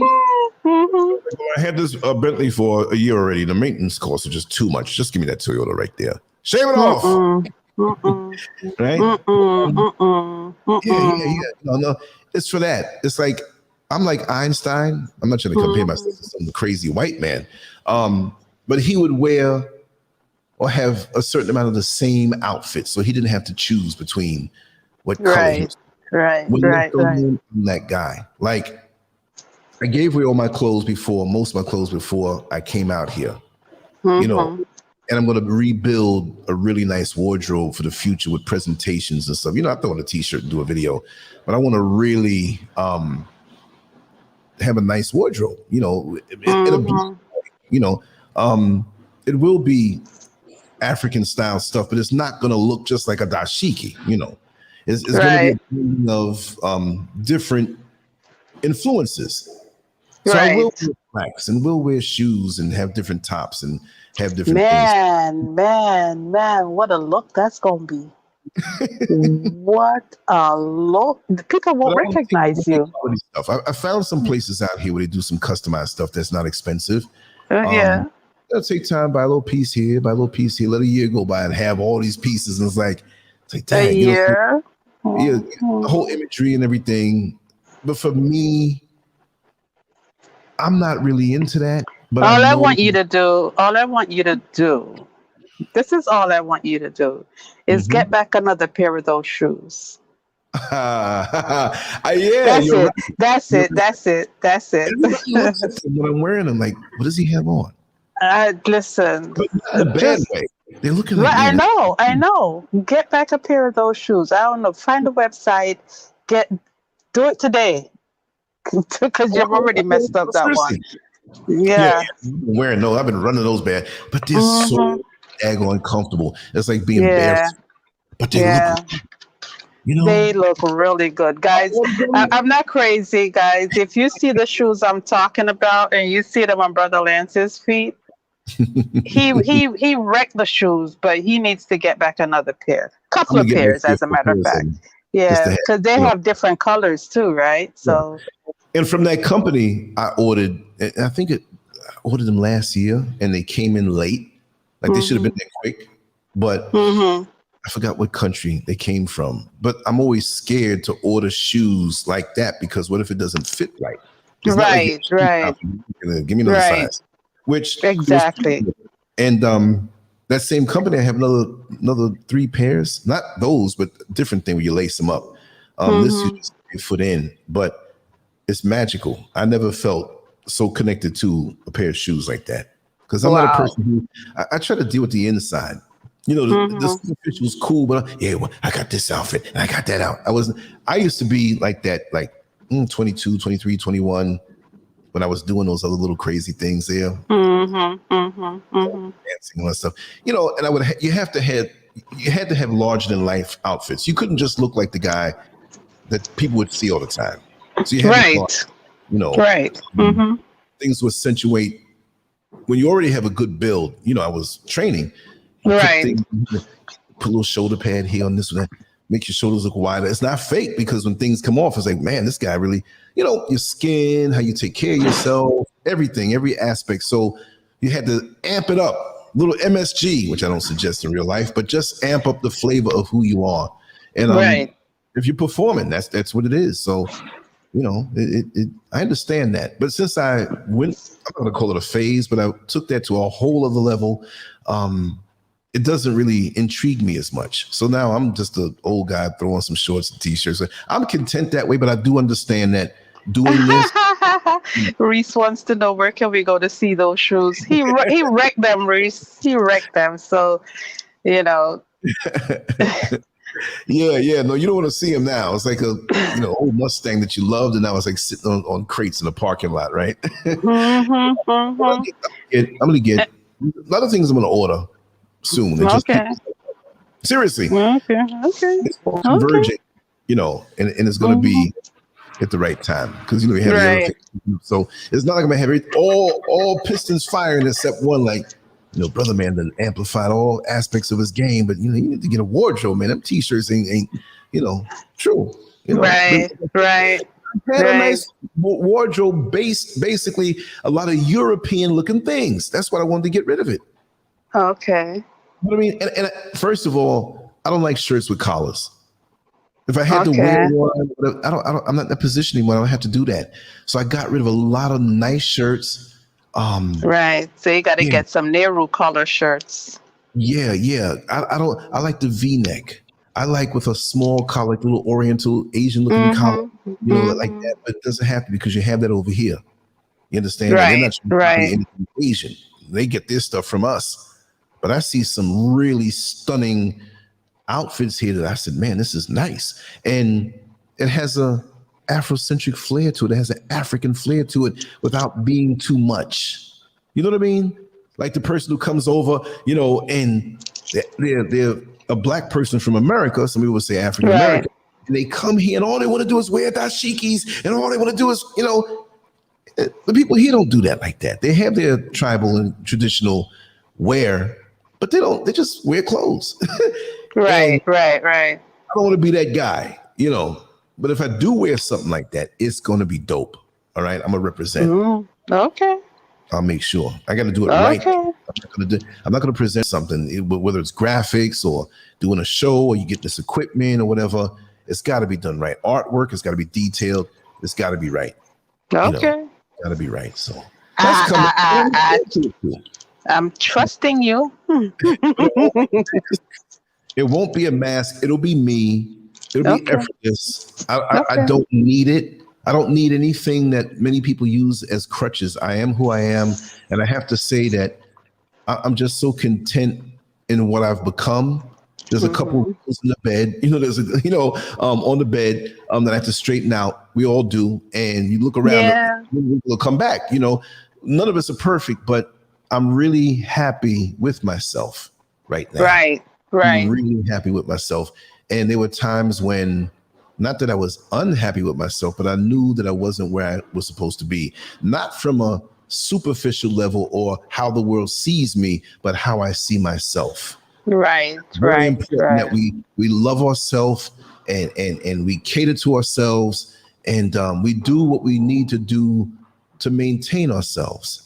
And if you want to, it's not selfish. It's not selfish, Right. Understand that it's not, that if you want to do something, why not? Too many times, and here's another one. We wear masks sometimes because of insecurity. We don't think we're good enough. So we wear masks. It's not always a devious thing when we wear a mask. Right. I need to act like this person because I'm not going to be accepted for who I am. Look at these so-called modern day celebrities and stars, as they call them, and the amount of plastic surgery that they got on their face. And you look at the original face, it's like, man, they look better then. Exactly. But they had to step it up, which is not a step up. Self-perception is a terrible thing because if it's not they're positive. Hollywood now, so they have to have this look. They have to have this look. Exactly. Right. Now, if a person, did something with their hair, they had alopecia, and they're bald, and they want to have hair. Well, you do the thing and you put the plugs of hair in, long flowing, whichever way you want to do it. If you're a person who you need dental work, like myself, I need some, teeth on my rims. So I want to get this nice dental work done, whatever, but I want to do it right. You understand? Because I've sacrificed all my life, prior Yeah. relationships, Right. Right. everybody ahead of myself, as I should in those aspects, right? But now it's my time, and I want to see everything flowing that way so I can be a better me, because now I know that I'm not going to say I represent people. I'm not nobody's leader, but people vibe and they want to feel good when they recommend the channel or say, hey, check this guy. And I have no qualms with certain things, but I am very happy at a base level of where I find myself within myself. Right. I can, and we've had conversations and I've revealed so much, right? And see, in this time where I'm content, where I can talk about anything. Right. I have kids, so I'm not going to sit there and tear out everything and shit. Exactly. And they're grown, so they listen. But and there's things I talk to them about in a certain way that I wouldn't put out on public. Nothing lewd or anything. You don't have those kind of conversations, but you can go there and let them know, certain things. But you represent, and with that being said, like I said, you got to be happy with yourself. And like I said, the people who will put a mask on you of your expectations of who you have to be. Exactly. So it's not always a bad thing. They put a mask on you and you got to shake that mask off. So when I say it's not always a bad thing, you can't take the blame for that. Only if you accept wearing that mask over years and trying to be this person that you're not, and you get sick and tired of it, take the mask off. And now they're mad at you. But there was no agreement. You're going to wear that. You're going to act this way. You're going to be this perfect person. You're going to, no. Yes, that's true. And where it happens to us the most, for a lot of people, in relationships. Exactly. Especially if you have a partner, whether it's a man or a woman, and they want you to be a certain way. So you can never be your authentic self with them, because being your authentic self, they probably wouldn't like you. You know what I'm saying? Yes. They won't accept you. They won't be comfortable with you. So a lot of us, we pretend to be something that we're not. I don't want you to pretend. I don't want you to do anything or feel you have to do anything to please me. Like, that's going against your grain. You know what I mean? That's right. That's right. I don't want, because if you're doing that, then it's so. There's so much you don't know about the person if that's the way you have to live, because you can never truly express your true self. Yes. You know what I mean? And a lot of us, a lot of people, I don't know if we're going to start seeing folks in the chat say, yeah, that's me. It might just be me talking out of my head right now, but, Which makes sense. Yeah, it does make sense. It's a real thing. And, when you hear people talk about they are unhappy in their relationships or, this and that, that's one of the reasons. It's not always about quote unquote abuse or neglect or whatever. It's living up to somebody else's expectation of who you should be or who they think you should be. That's right. And like I said, that's man or woman. It's not about being a woman, and it's either way. Yeah, both. We might use examples of that. And like I said, lots of times on the show, you get the comments or I get a text message. Well, you talked about the women, but what about the men? So right. Both. I have to always say that like that because and they'll still come at me that certain way. But I can't take anybody who is not being themselves. You don't have to try to be any other person other than who you are. Even if I don't agree with certain aspects of what you might pursue, I'm gonna let you know that. I'm gonna still let you know I love you. Right. I've grown that way. As you are, no matter what, I'm gonna love you. You know what I mean? I love what you do. I may not love certain choices. I may not understand certain ways that you live.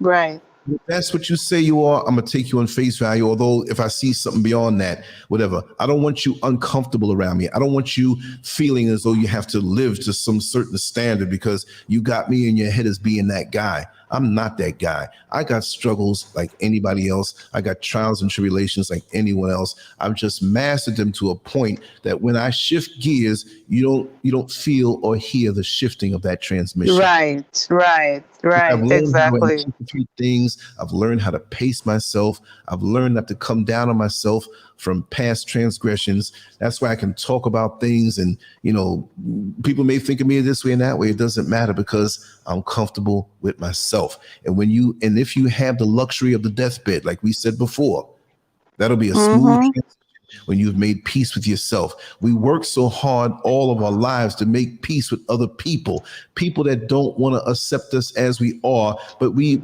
working hard to be validated by them. There are certain people that are just going to be pricks about it and never give you that moment of, you know what, I really love you. You're this good person. Always going to raise the standard to something that is not attainable because we are human. And why should you be wasting your energy with those people anyway? And going back into relationships, which are the ones that affect us the most, because that's a commitment. You're living with the person. You're swapping crotch sauce, which is the friend on the outside or whatever, on the different circles. But relationships, all relationships, whether it's a brief relationship with the mailman when he delivers your mail and turns around and says, "Have a good day," those are still relationships. You hold on a second. You come on in. Hold on a second, y'all. Sorry. Okay. Right. Yeah, family. This mask wearing, especially in relationships, in order to have a really good relationship, a really true, authentic relationship, you can't let anybody make you be or act the way you're not. You can't. Right. And like Tina said, she showed him the door. She told him, get the whatever, make tracks. Because you're not going to change me, There you go. That's the most beautiful thing. And just like Synovia said, I've seen so many couples walking on eggshells around each other. No. If you don't, I'm going to be me. And you're going to be very I'm not going to be brazen about it. I'm not going to be insulting or aggressive with it. But we don't come with users manuals, right? So it's up to explain. What we like, what we don't like, and be brutally honest. If you like the person, don't say that, yes, I like this too. No, what you like, what you don't like is what you don't like. Right. Exactly. I can tell you. And of course, if you're getting closer to this person, you should be able to be yourself. And this is why so many people in their own private lives, they're so unfulfilled. And we have people that put that mask on you and want you to be that person, just like, and I guess women can do it, but I know men do it a lot. They're already rigid. They're already stuck in what they feel is healthy sexuality for them in a very selfish way. So they'll have this ready-made, pre-made template of what you're supposed to be for them. Well, that shows me they're not into you. They're into what they had in their head. But it's okay to have fetishes. It's okay to have things or know how you like your food flavored. Okay. Right. But when you're getting with somebody, be honest about that. And it's up to them to accommodate that if it's something that you like, if they're willing to please you within reason. And you have to be willing to please them. If all you do is spit and don't swallow, then don't try to change the person. There you go. You see what I'm saying? There you go. Do something different. Sorry to get extreme, but we can come together in a certain way where we're all happy. And that was a sexual reference. But I know. Person likes to stay up all night, and the next person likes to get up early. Right. So how you can compromise that? Well, say, hey, certain mornings when I'm home from work, I do want to see you up early, unless you have a schedule that you can't change. Right. I can understand that because of work or whatever. And maybe you could work on that. But let them know how you stand. Let them know where you're coming from. Don't turn around in the beginning of a relationship and wear that mask of wanting to morph into the person that they want you to be, and later on come around and start complaining about it. Well, what do you think about this? It's all right. It's all right. So we're gonna go out tonight. We're gonna go to a restaurant. I have one in mind that's my favorite, but I want you to tell me what you want to do. Because I can always go there by myself or whatever. I'd like for you to get into it, but what do you want to do? No, it's all right. We go to your restaurant that you like. And then the next time comes, well, do you no, it's all right. After 10 times, now you pissy man. We always go to the restaurant that you want to go to. Well, where's this coming from? You never said anything. I asked you, where did you want to go? Right. On you. You see what I mean? Exactly. That mask of wanting to be that pliable. You're always pleasing. Right. Don't be a pleaser if you don't get off on pleasing or doing the thing that I like. Because I'm not going to demand Exactly. I want you to be you. I want you to be into what you're into. We could be into it together. We'd explore this together. If you don't like going up that road, we ain't going to do it. Because I would get and this is an overall thing, not just a sexual thing, and it's sexual too, but I'm not going to get any enjoyment if you're doing something for me. Because I'm like, she ain't really real with it. Exactly. You gotta be a turn on in life. Exactly. We eat sushi. And we at the Japanese restaurant, we both killing it. All you can eat. Man, try this. It's good, right? So we done went to the sushi joint and got high to get like crackheads at the crack house. Both into. But if you tell them, yeah, it was okay, man, you know. No, see, I'm gonna tell you straight up. Just give me the California roll. Don't give me nothing else. Don't give me no squid. Don't give me anything else. We can go to the sushi joint. I'll eat all the California rolls that they have. Okay? Don't give me nothing else. That's it. So that's how we have to be open with each other when it comes time to talk. Take off the damn mask. At what point do you take off the mask? Do you even know that you have a mask? Sometimes the mask. Sometimes you don't. Yeah. You're stuck. Yeah, that's true. That you put up with screws, like electronics, something, whatever, and it's been there so long, and it's a part that you have to take off. You take the screws out, and it's still on there. It's just you gotta pull it off. Yeah, that's why this channel. I don't know about anybody else, but that's why your channel, Brother Lance. Yours and mine. Yeah, it's a collective energy. Our channel. You know, because a lot of people get a lot of benefit from just vibing on here. You know. Because it makes you see things you may not have seen before. It makes you take a look into, exactly. You know, and we're not stuck one way. We're not stuck in one mode. No, never that. You don't know look, last night we had Sister Phyllis and Dr. Kang, and that was a last minute thing. Well, we planned it, we didn't know what day. And then so when he called, he was like, "Are you ready?" I'm like, "Oh man!" Oh wow! I had to make a little banner because he's spontaneous like that. But I like to just pop it on, put a little banner on and whatnot. And we were talking about fibroids.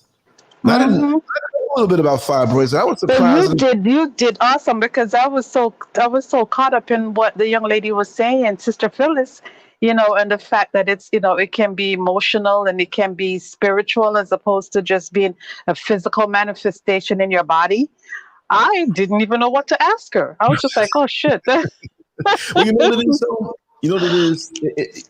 You being a woman and you knowing other women who may have that issue, just like I've known, dated, and I've met people who, had that issue. As a man, there's a certain level of connectedness that I won't have. Right. Sympathetic, whatever. It's just that I can understand it. But it's a certain level. Look, if somebody went and cut my testicles off, you'll be, oh my God. But the next man, I know that hurt. Ooh, you know what I mean? So, but I just felt it inside my body just now when you said that. Well, the women's are turned in their eggs, right? Oh God! You have a connection. Yeah, you have a connection to that, and because there's that little part of me that Tina says, so did I, right? Woo! I mean, I felt it. I felt it. It was like, oh God. Thank you, Oh Indigo my King. God. Thank you so Tina, much. Tina, me, and you can vibe. You know, we can vibe, my sister. We can vibe for real.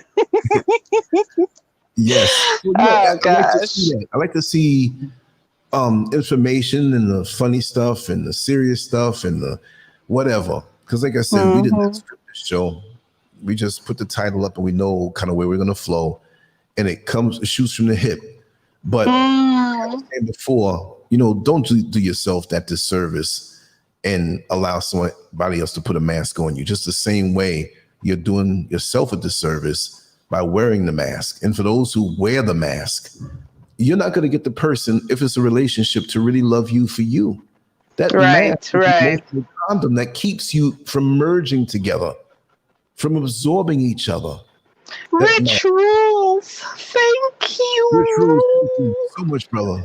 Thank Thank you you. so much. You see what he said? Yes. We're the most down to earth podcast on Wow. YouTube. Yes, we are. Thank you so Wow. much, my brother. Thank you. Wow. And so, see, you could say that, and why I won't say yes, we are, is because I'm looking for new levels of being down to earth. I'm like, okay, we got to this point. Let's go deeper. No, let's go deeper. Maybe Yes, yes, yes, deep, yes, yes, the kind yes. words. You know what I mean? But like with me, my ego's in check. So it's not like I'm gonna walk around. That's true. I'm the most down. And then it becomes something else. So I got to keep my ego out of it. And so Oh, I guess that's the vibe where people can feel. yes, yes, A yes. whole lot of stuff about myself, right? But Yes. I think it yeah. was Tina. I think it was Tina that said we have her looking forward to the shows in the morning. So we can't screw up, right? I No. mean, There'll be times where maybe an emergency or something really unexpected comes up, and but I've committed to this. I've committed yeah. to, and like I said, things happen, but it ain't gonna be like, oh, 4 things happened today, so we're just doing one show this week. Nah. Once I commit to something, that's it. There've been times, like I said, I've gotten off a 1 hour sleep Mm-hmm. show and woke up 15 minutes into the show, like, what am I talking about?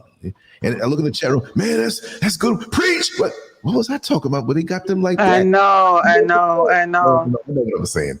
But whatever it is, you have to commit to it like a marriage. And it's not about, well, we're doing this like a business and we have to get 1 million subscribers. Right now, I No, have that number. no. It's a little over 109,000, but it doesn't. Mm-hmm.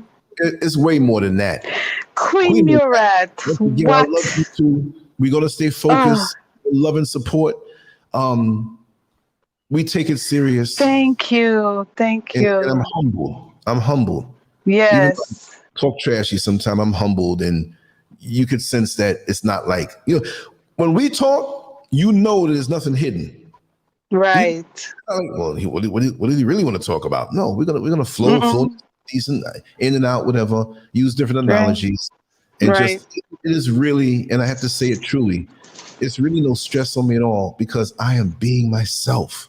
Exactly, exactly. It's a joy to. I don't have no mask. You put on a mask on a hot day, you sweating. It's like having that wig on and you got your braids up under there and you sweating up under the hairy hat, a hot hairy hat. No, take it off. Be who you are That's and make true. people be appreciated. This is the other thing. Mm-hmm. We will allow ourselves to wear that mask that the person put on us to please them, and Right. we're scared. Yes. Let's take the example Yes. of the man and the woman. Yes. And he's Yes. seeing her. He could be a good guy on certain respects, but he could be very disrespectful and lack empathy to who she is. Right. So Yeah. now, when he met her, she might have been a healthy 140 pounds, kind of short, so she's filled out. Girl, you better not put on 5 more pounds because I might have to go out there and find me somebody else. Why would you say something like that? Mm. You're telling me that your union with her is based on her physical dimensions? Is she a toy? You disregarding that she has feelings? Yeah. I Yeah. don't care what your body looks like. Exactly. Yourself, that's one thing, or you're unhealthy, I want you to bring yourself into health for you first. But that's the thing now, because the question was levied to me not too long ago, what type of woman? I know you're married, Lance, but aside from that, tell me kind of, sort of, what you lean toward. Really? That's kind of disrespectful, isn't it? Yeah. But I know the guy who he was kind of trying to say, he's just like that. But he shuts his mouth around other people, but he'll open up and it's like, man, if you say that to anybody else, you got to say it this way. Right. And I told him, I said, there's no type. I've always been that guy. There are things that I kind of liked in the past. Like, wow, it's an eye opener. It's like a spark on a physical level. But the more I've gotten more mature in my younger years coming up, it's an energy thing. It wasn't about dimensions. Right. Because somebody would say, and it wasn't a dating thing. It may have been a kind of a couple days thing, or maybe, some kind of something, whatever. And it's like, Lance, man, the other chick, man, that she was with her, she was fine, man, fine as hell. But she was skinny. And now this other one, man, to the next, and she got a little belly on her. I said, so I love being around her. I vibe with her. Right. And there may be some that they'll say is a BBW. You follow behind my past, you'll never know. You'll be confused as hell. See, there you go. But the common factor was the energy.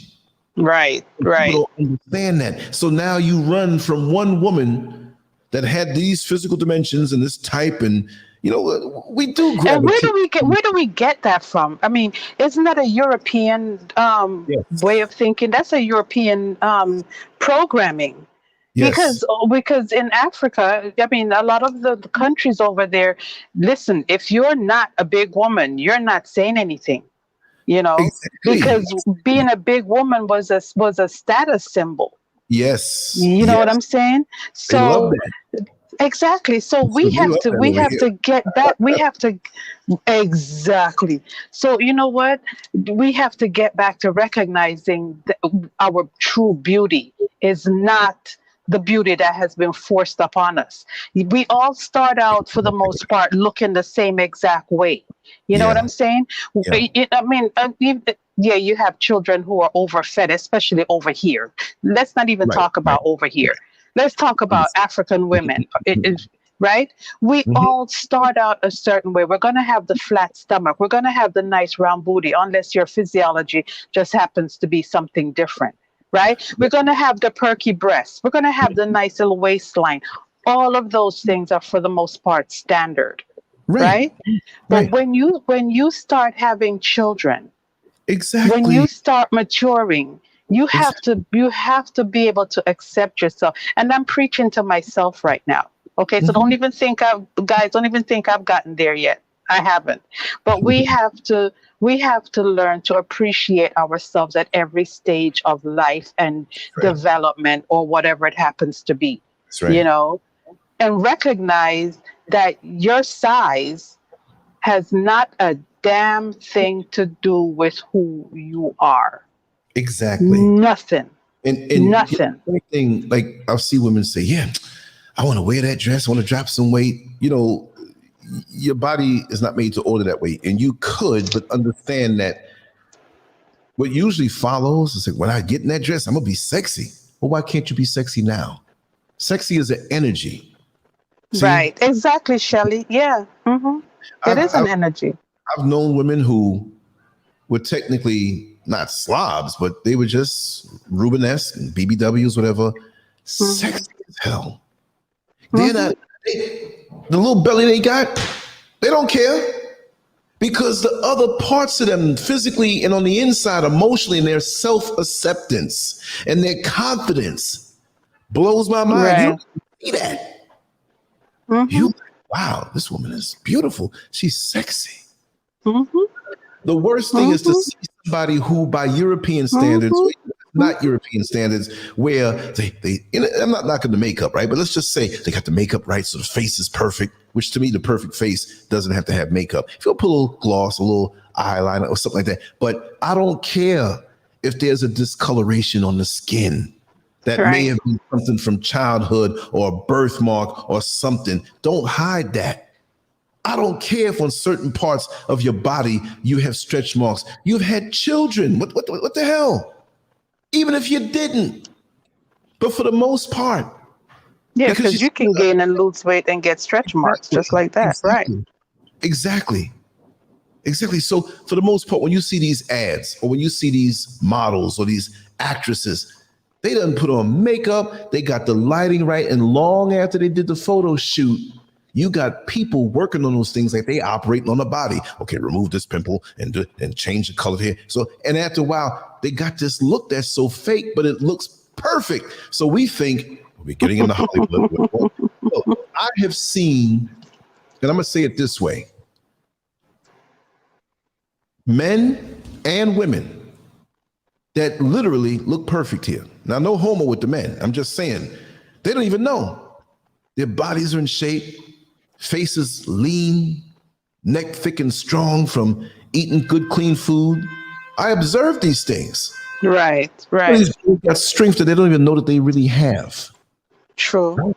And so with the women now, so I can go a little more in depth with that. I've seen women here, and there's no perfect, right?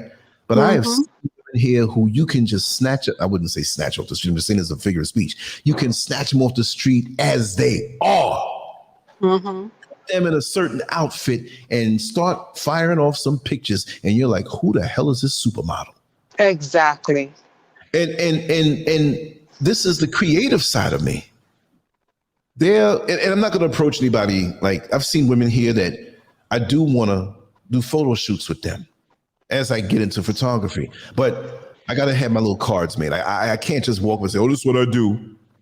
Like, when I don't have the cards, I got to validate and show my YouTube, show my website, show like, okay, I don't want you to think I'm some pervert or nothing like that. There are men that I know that I'm going to do photo shoots with couples and, man or women or whatever have you, to show the natural African Black beauty that straight out the box looks good. Even the ones who have lots of weight on them, but they are so nimble and so active and so strong and so healthy. We need to see all shapes and sizes of us to know how to appreciate us. And so that's another thing that I'm going to be doing. What I'm soon able to in that particular space is just photograph people as they are, even if it's down by the market and they got a big basket on their head.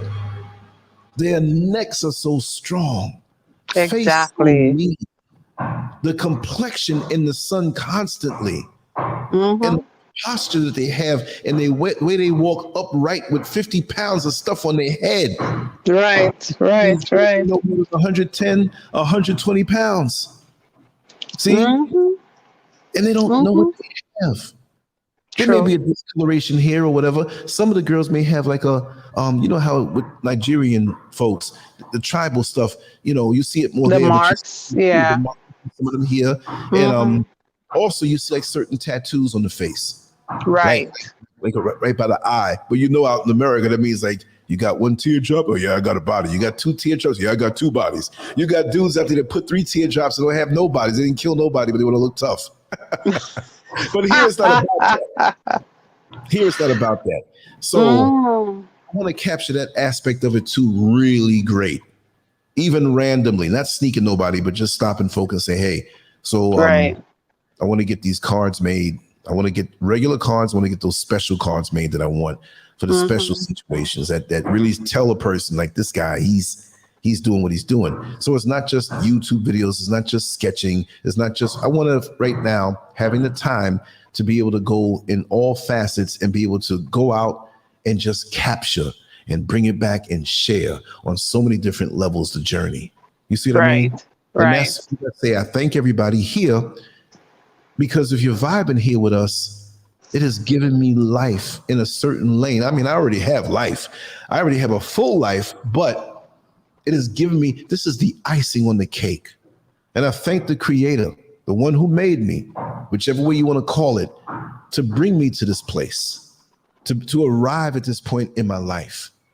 Because I have so many people that I know that are my exact age, or a little more or a little less, and they're nice people. But I can see they're not extracting the fullness of life. When I go out, run to the store, go to the mall, or just take a walk, or go up in the mountains and walk around, I have my stuff with me. If something comes in my path and I got permission to record it, you know I'm going to bring it back. It can be something just off the chain or something so different or whatever, and I can do more of that. I must get organized to do more of that. Like I said, I have some things coming that's going to aid in that, to make it where we got so much more content. Like, how does he get so much content? He did a show in the evening, he did an interview, and him and LG were talking for another 4 hours. Where'd they come from? We can't do that. And I'm not competing with everybody. It's just, it feels so good. It's so fulfilling to do this. And like I said, this is not my platform, because every plane has wings, but it can't fly without the wind under the wings. So Lance Scurv is the starting point and the address to know how to get here. But once you get here, this is our platform this way. Now, I'm not going to have no KKK dude or some white. So, well, you said it was our platform. No, get the hell out of here. I might have you talk and let us know how you think, but this ain't your platform. Right. We will respect each other here. We do respect each other here. And there's a way to say things. Come on now. That's right. We were on the Beatrice Noel show, and some dude came, hey, big mama. No, you can't do that. I'm the bouncer at the door. I'm not pushing you. I'm grabbing you. I'm throwing you in the parking lot. And exactly. You don't do that. Exactly. I don't do stuff like that. That's highly disrespectful. Yeah. Right.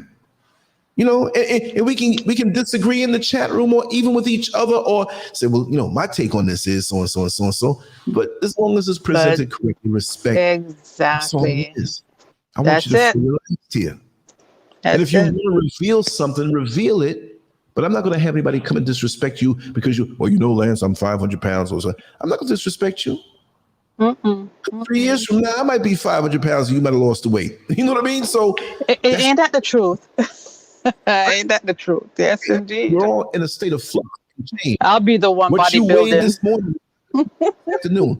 Weigh yourself in the morning time and come back after work, or what you do, and weigh yourself 3 different points of the day. It may be the same weight, but it'll be I'm 240.9 or I'm 239.8. Don't let it be a digital scale, because it'll mess you up. Exactly. So, that's what it's all about here. We try not to wear a mask. We're in a chat, so we can put up an avatar or whatever we want. It's okay. You can do that. Right. You don't have to reveal everything about yourself. But one thing I want to say about like the gift of discernment that we all have, we can either amplify it or we can reduce it by our connectedness to nature around us. And by meditating, and again, I say, you have to sit here and put your palms up to the air and look up and roll your eyes.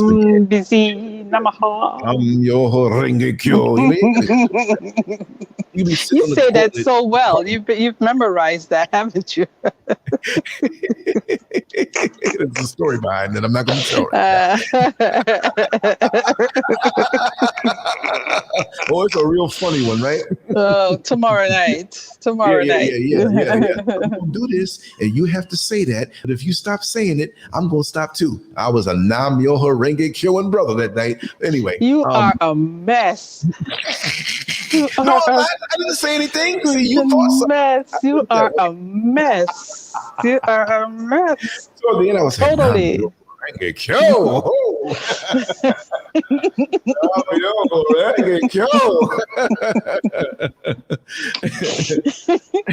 Come on, guys. Hit the like button, guys. Hit the like button. Hit the like button.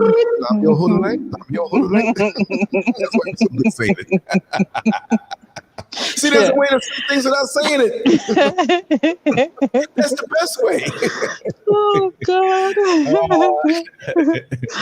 Come on, guys. Hit the like button. Hit the like button. Hit the like button. Please, please, please. Oh, yeah. They really, hit the like button really does help because they playing with me. You know, Yes, they are. Really playing with us. They really playing with us with algorithms and stuff like that. So that does give us a fighting chance to help the channel to get out there. And I hate to even ask, whatever, but I know. I don't hate to ask. I'm asking. It's my show. I'm asking.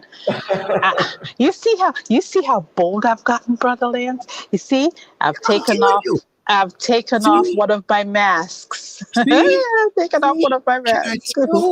I was like, you can come on and we can record it, right? Okay, we can do that, but I'm a little shy. Then we sort of doing lives and so, okay, let me just whatever. Now, this is my show. It is a show. This is my show. And so, and I'm not afraid to ask. I'm like, whoa. See, little by little, the real Empress Elegy will stand up. Well, see, always you got different sides and stuff, but to be relaxed like that, and that's liberating. Like I said, yeah. I mean, some people get on the mic. And well, you know what? It's the folks in the chat. You know, I have my dedicated diehards, and they give me life. Exactly. I love it. I love the people that I see in here. Yeah, you know, even the ones that are fairly new, as far as fairly new to us seeing them. Right. And I love it, and I thank you. That's the way it's supposed to be, face to face in life, and many of us don't get that. You see? Yeah. Hi, Rachel. Or Raquel. Yeah. You want a job, you're there to make money, but wouldn't it be nice? I'm not saying the one big happy family thing. You're not trying to get in anybody's business, but within a healthy proximity, distance. Yeah. That we're here, so let's get along. Let's know each other. We are a family of sorts. Most of the time, you'll be with them more than anything else. It doesn't mean they cross the line. I should go to that damn job, make nobody, because people get. I understand that with a healthy distance. Mm-hmm. See what I mean? Some you'll get close to, some you don't want to know, and glad you have to see them again. You see what I mean? Exactly. That healthy flow of energy between real energy. Right. We're not sitting here talking about, well, this is Lance Scurv showing us all stiff. No. Or I'm talking to you and I'm dictating to you, whatever, share some words, but my life is jacked up and I can't tell you about my life. Oh, yes. Oh, Shelley, it's supposed to get you into that place of bliss, nirvana, you know. It got me there, but it wasn't because of the chant. I had to keep saying it. Oh, God. Come on, guys. I need to get to 100 before we come off the show this morning. I love it. I love it when I see 100 likes in the chat, especially when we're hovering around, 100 people this morning, which is beautiful, and I appreciate everyone that's still hanging with us, to this point. Exactly. I don't care. I mean, exactly. I do care. I lie. I do care. I tell you all the time that it bothers me. Well, look, if we were into the whole sensationalism and different things, or just trashing people in the online. Look, I have gone into some chat rooms, and it is total mayhem.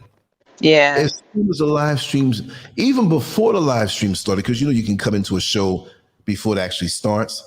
People are at each other's necks, cussing them out. Don't let me come out to Minneapolis, man. If I see you, me and my boys go. What the hell is this? Guys talking about they met offline in the chat room and telling their business like that is crazy. Mm-hmm. Yes, Shelley, I was in the background in the cut for a long time. A long time. That's that's okay. We all move forward at different rates, and yes, indeed. It's not even if you don't want to move forward, you can stay right where you are and enjoy yourself. I'm cool with that. Enjoying yourself and kind of things we talk about and make you laugh with and insights, whatever. Just being real. Hi, Brenda. Yes, I wouldn't. How you doing? With people the other way. It's just the way I am. Right. I'm not going to put on a mask for that, but I wanted to say about this particular banner Like, see, really look at the young lady's eyes that has the mask on. Right.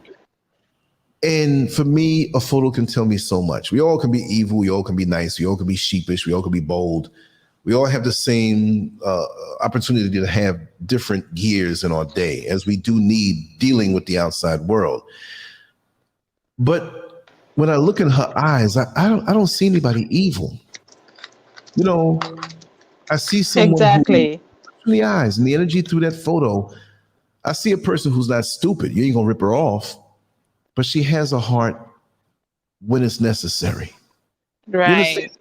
We got to learn to really assess what's in front of us. I don't even see her mouth or her nose. That would tell me a whole lot more, but the eyes are the most part. Tells a lot. Yes. If you just went on the eyes, they're very clear, very striking. The eyes can look angry at you. The eyes can be laughing. That's one thing where it's like almost somebody has said this years ago, that they were dealing with a woman who they couldn't trust because they would laugh and tell jokes and stuff like that. But the woman would laugh but never smile. He's like, I swear, she was like, this murderer, She never murdered nobody, but imagine dropping your face and not smiling when you're laughing. Nah. You standing over my bed with a knife. I myself in one time. Right? Exactly. Yeah. That was scary. Oh man. Yeah. Yes, but I'll say it real quick. Years ago, I had a house guest that we knew each other well before, but it wasn't like that. This was years after, and my first marriage. And she came down to Florida, said, okay, you can stay there. It was no funny business going on. Usually I wouldn't do that, even if it wasn't. And I let my significant other at the time know. She said, oh, I had no problem with that, whatever. Thank you, Quentin Ross. Thank you so much. We tell so many jokes. Sometimes I say, well, where's the information we give it? But sometimes we drop little things here and there, right? But thank you so much. So, she was there and, she saw how I dealt and respected and the different things, whatever. And the person I was with at the time had to go to work that day. And I was sleeping late because I'm always up late. And I woke up and she was standing over me. This is the guest who I was close to on an intimate level for a short time, many years ago.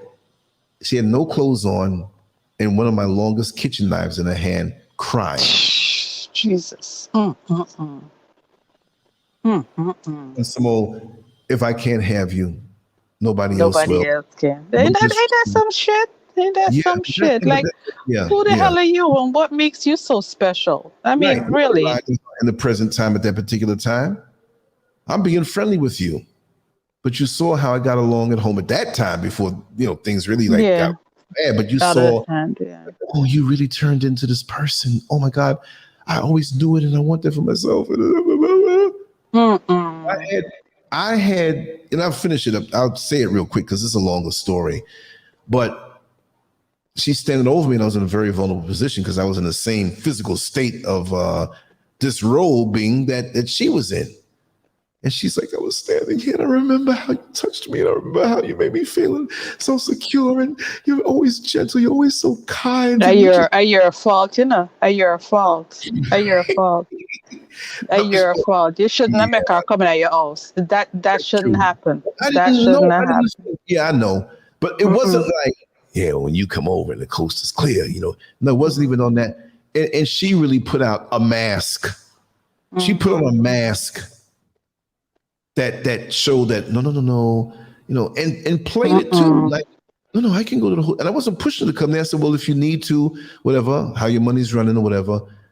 Because we just got back in contact for like the 2 years before on a really, and we know mutual people on a really we know that happened, but it's not like that, And they busted out with that. And I was in such a position and she was like, listen, Lance, I didn't want to do it. I was standing here for like 15 minutes. I'm like, man, I was sitting here drooling on the pillow, And they were like, oh man, how fair would that have been to me? I did not let her come there under that whole thing. It was a thing like that, like, oh, meet me at the hotel. I'll pay for the hotel. You go, I'll slide on over there later on. That would have been that type of thing. Right. Because we weren't family now, but we were like somewhat of a family because we have mutual friends that we always talking about, and it blended back into that.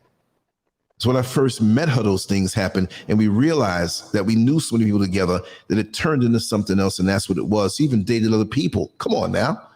Years go by. She even got married. I'm thinking, like, that's what I'm saying. It wasn't just like that happened and I came down. You came down 2 years later. You remember, you've been through a marriage for a couple of years. So I put all that memory up. Probably you forgot. Some people she had muscle memory.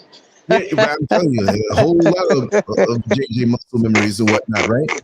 But I had a woman that I've been involved with briefly. Years later, and I was still kind of single, but this was real young. Did we ever get intimate? I'm like, damn, that's a hell of a anti-compliment to me that you don't even remember that something happened, I know. She had some issues. So later on, we found out she was she wasn't retarded. She just had some issues with memory, and they amplified by. So the woman here who's sitting here with the knife, naked, she's, Lance, I know it's wrong, but I know your wife isn't working, your kids are gone, but just make love to me. She didn't let that knife go. Just make love to me, please. If you make love to me, everything will be all right. So you telling me that if I don't make love to you, you're going to stab me up? Basically, that's what I'm saying. Because she was struggling, you could tell. Now, I kind of turned myself in a position where if she made a wrong move, I would knock her out. And that, it would be understandable. I'm no competition for a knife. Even though she's a little petite and small, a blade. And I sharpen that blade personally. I'm like, why'd she have to get that one? If the blade was the wrong way, it would have cut me. If the blade had a reflection of the sun, the rays of the sun would have cut me. Cut a piece of cheese with that blade. If the blade got an inch away from the cheese would. You're a mess. For real. So I had to use reverse psychology on her. I was like, you know what? I never forgot the times that we spent. You know what? To see you again woke up some feelings. And I have to say that we're on the same page. Yes, we will make love, but not here.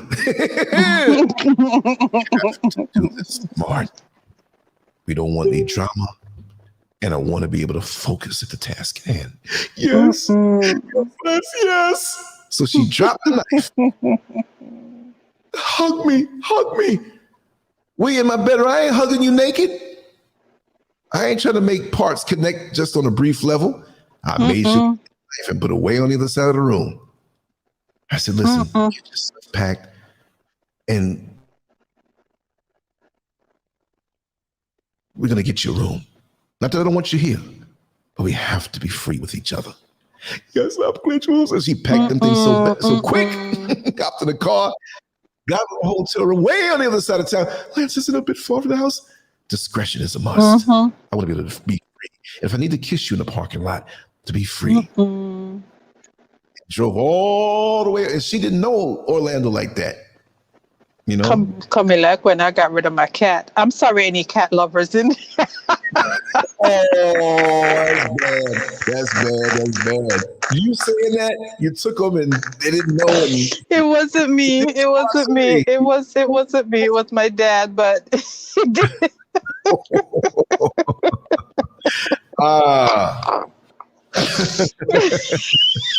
Oh, dang. I'm sorry. Go back to your story. I know, like that devil cat that I inherited from an evil sister of an old girlfriend. Into some serious occult stuff, right? Yeah. Yes, Rich Rule. A lot of men have a lot of adventures, but they don't tell. That's true. And for me, it was like never ending. Being in the street, driving a dollar van, working in the corrections, or driving the bus. Khadija. Wild back in day. We did the same thing. It's okay, right? Confessions, right? Well, like I said, that mask that we wear, those masks that we wear, try to not to wear the ones that you put on to hide because you don't feel good enough or you're deceptive, and don't let people put those masks on you. Right. If you find that you have a mask, it's not that you're a bad person if you're willing to take it off and face the world as you are. Right. And that gives the confidence thing, is being secure with yourself. And I'm not saying, oh, you're insecure, you think you're nothing. No, it's just, it's easy to wear a mask lots of time. You having to deal. Okay. It's just like you might have mad issues. I don't want to say problems, I'll say challenges. You might have mad challenges in your life. You might have 3 nickels in your pocket and a rusty penny. You know your light's gonna get cut off tomorrow. The refrigerator is looking at you. Well, when you gonna feed me? Because for me to feed you, you got to feed me. And you're not getting paid for another week and a half, and it's like, oh man. And you see somebody out who's got bags of groceries in the back of their Lexus, and they're smiling and they're driving, and they're looking at you. You want to ride? No, it's okay. I'm gonna walk the rest of the way. I'm close to home. How's everything? Everything's all right. Not that you're going to go there to say and itemize everything, and because we don't. Well, this is happening. I had somebody did that to me once. I said, "How you doing?" Because me, I'm always like, "Hi, how you doing?" I'm never just a hi person. Mm-hmm. What? Mm-hmm. What? Mm-hmm. What? Mm-hmm. Mm-hmm. And now you're trying to get. I should have charged them. I should have been like, this is going to cost you X, Y, Z. You can feel the energy draining out of you. Not that you can't do with a reason to say, hey, or just give you the heads up. Like, listen, everything's not all right, but this is not the time to talk to you about something. I'm not going to ask you anything. I just want to talk to you. Then you're prepared. Like, what the hell are they going to talk about? Now you're ready to get Exactly. It's always when you got to go pee. That's true. That's true. That's true. Yeah. So, like I got to do right now, but I'm holding it. Well, you got a mute button on your phone, or whatever. Listen, stop it. How many times do we think we hit the mute button and we didn't, and they heard everything? No. No. I've almost hit the FaceTime button. Oh, that's even worse. Like what happened to me last night. I fell asleep and the phone dropped, and the next thing I heard, I was FaceTiming you. I was like, what the hell? Oh man. I was like, oh shit. I was knocked out. And if I picked up, it would have been a hell of a spontaneous conversation. No. No, you wouldn't want to see me. You sure would. You'd be like, oh shit, that's her? No, I wouldn't have said that. That's not the picture. That's not the picture on the screen. No.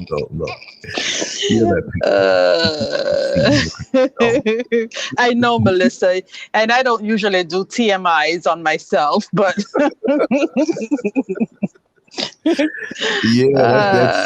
that's something. That's something. One thing that just passed through my head again, I want to say, I forgot what the area code was, but there's certain people that call you and hang up and try to get you to call them back, and you're caught up in a scam through your phone. Yeah. Be careful. I mean, we have cell phones and different things, and different area codes that may booty dial us or wrong, numbers calling, but it's crazy. Types of scams that they have out here now. Right. And just be careful. That has nothing to do with the mask. It just hit me to say that on an electronic level, you can turn around and have your whole bank account cleared out different ways. True. I know I'm a target here now. Just online, oh, he's in Ghana. And they call on the phone, and folks from Nigeria, folks from Ghana, trying to strike up the conversation through the text, whatever. And it's like, it's not even through a channel that like find me. Now I know my number's out there, but I've talked to people that were talking to me, and I'll talk back. I'll talk back. If I played and I'm drawing a picture or something, I'll put you on speakerphone. We'll rap, or I'll text you back. The lady talking to me now, and she's saying she doesn't remember how we met, but it was on social media. Get out of here, you lying. Mm-hmm. And it may not even be a lady. You could be a guy. Exactly. Mm-hmm. So, and I'm investigating this myself. And I'm going to reveal if it takes a turn for the worse. Not that I'm going to get scammed, but I'm going to make it where they tell on themselves without even knowing. And I'm just going to put it out there. Just like when I almost got robbed the other day.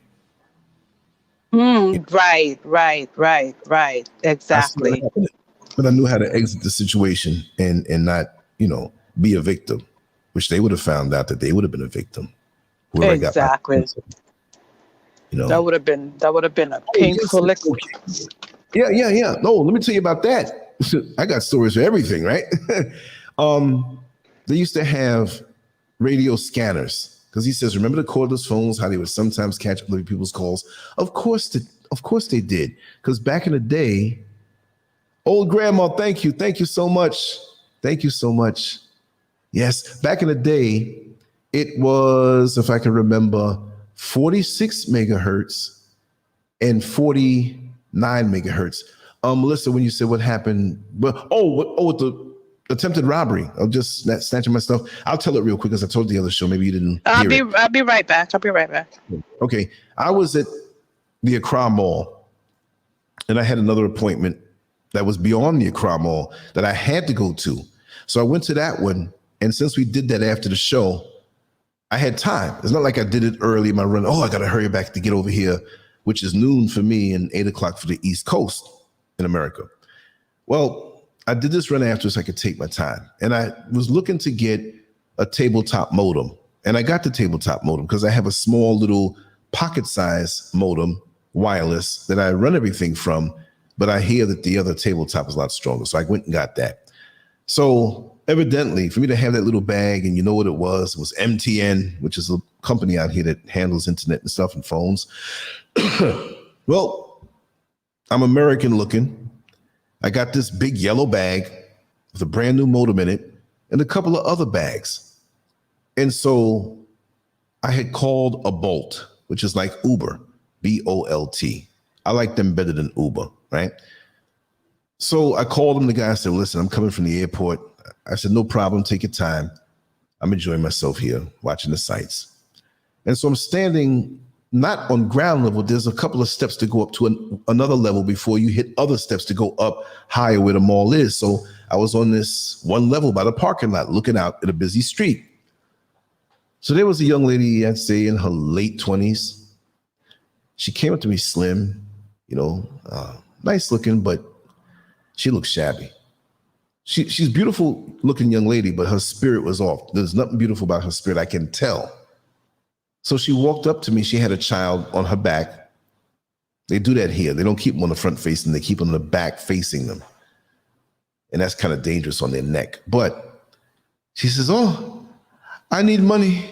I need money for my baby. I need money for my baby. The way she said it, like almost demanding. And I know that sometimes with accents and different, countries, it can come off like that.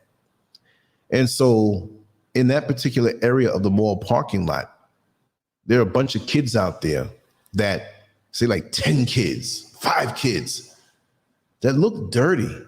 Their hair dirty, clothes dirty, but that's part of the scam because their mothers are somewhere close by having them beg. And the cars that jam up because it's like a round circle, a circle has to go around and there's no lights and the traffic slows down right there. It gives them opportunity to walk up to the car doors and they can't move. So it's like they'll get money. Well, the security guards on the inside make sure that they don't come on the inside of the mall and keep them out there because that's terrible. That's child abuse. You got your kids out there begging like that. But the one standing next to me was inside the parking lot, but she was operating under the nose of the security guards before they threw out. She wasn't just going to walk around to beg everybody. She just came close to me and asked me. And now to my right, there was a security guard. And they're very aggressive here. They take their job serious because, the work is a wonderful thing. It makes some money. So I figured it was a scam. But I told her, I said, I don't keep any money on me. My wife has all of my money. And she's in the store right now in the mall. So take that as a hint and walk on. She didn't. She stood there, staring ahead, and she was about maybe 2.5 feet away from me, close. So she had these other, like 2 or 3 other kids walked up out of nowhere, dirty. And then one kid was real close to me. He's like, I wanted to move away. I stood there, but I'm like, I don't want nobody saying that this kid is too close to me. I'm just very careful of that. I don't want nobody to accuse me of anything, even though it was out there, broad daylight in the street, in the mall parking lot. So yeah, I'm down on my phone, and I was actually texting you as it happened. And I turned the phone a certain way and hit 2 pictures to get her on it and a bunch of kids. I got partial shot. I'm always good for documenting things. So later on, what did the person look like? You know, here they go right here. So anyway, those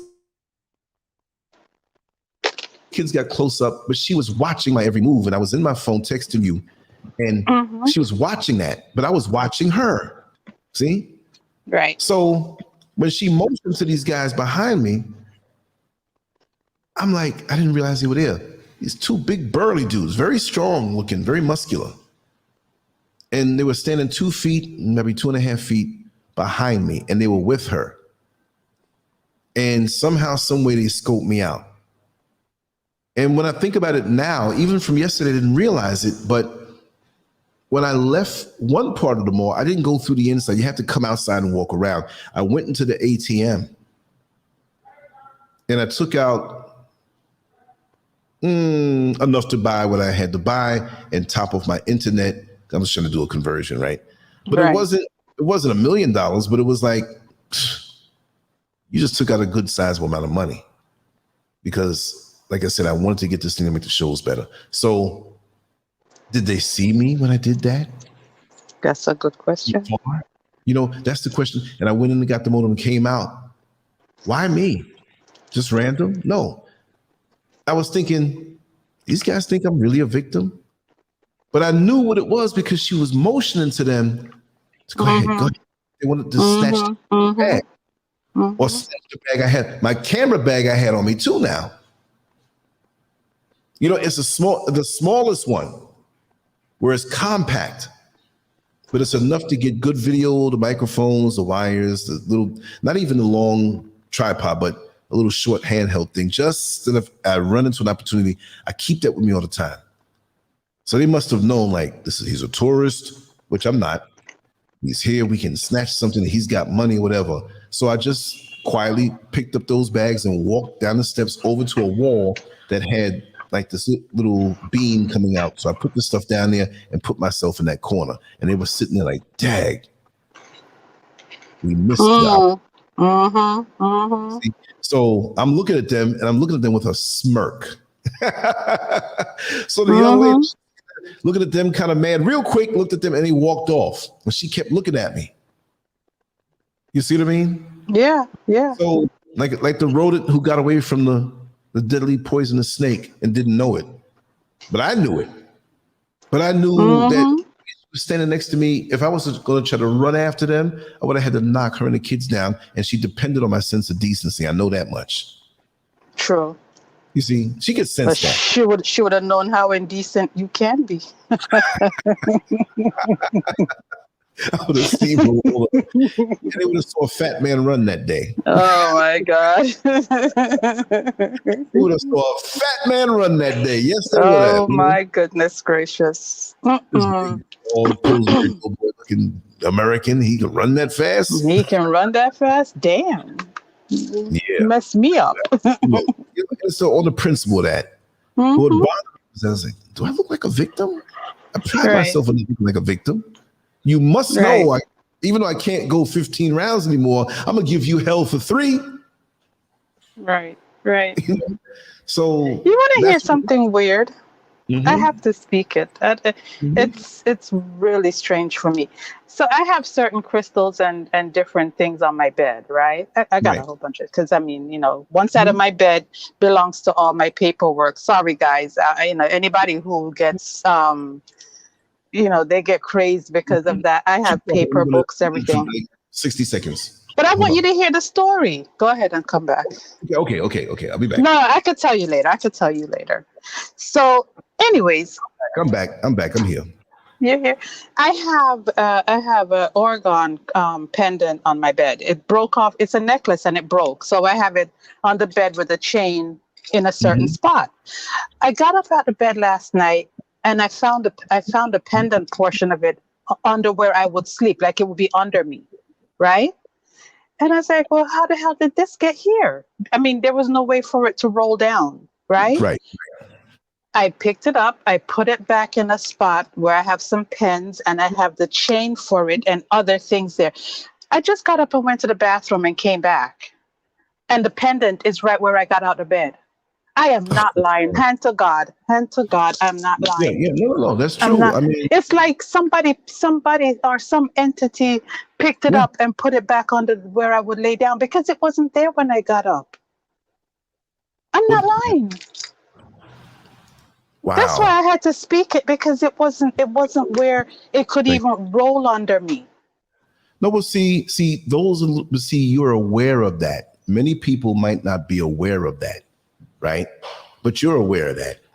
And there are things that, like I said, a lot of us are walking around zombified and not aware of the little things like that. And that's something talking to you. That's something letting you know I'm here. It didn't have to happen, but it happened. You have crystals, and there are things that London Blues with the beautiful avatar. Welcome, welcome. Um, but that was some kind of message. Yeah, it was So spooky. But we got to remember that how many spooky things happen around us, we're not even aware of it. How many you know things? the one you got from Dr. Kang, the one that you and Mr. Scurv got, Yeah, yeah. the round one. Mm-hmm, Okay, mm-hmm. well, it's something like that. And my chain broke, and I'm like, okay, I need to fix this. I mean, I can fix it, but I just haven't done it. You know what I mean? Right. There's no reason why it should be under me. Exactly. Yeah. Those energies are out there, and we have good and bad energies out there. But the bottom line, Romy Rome run.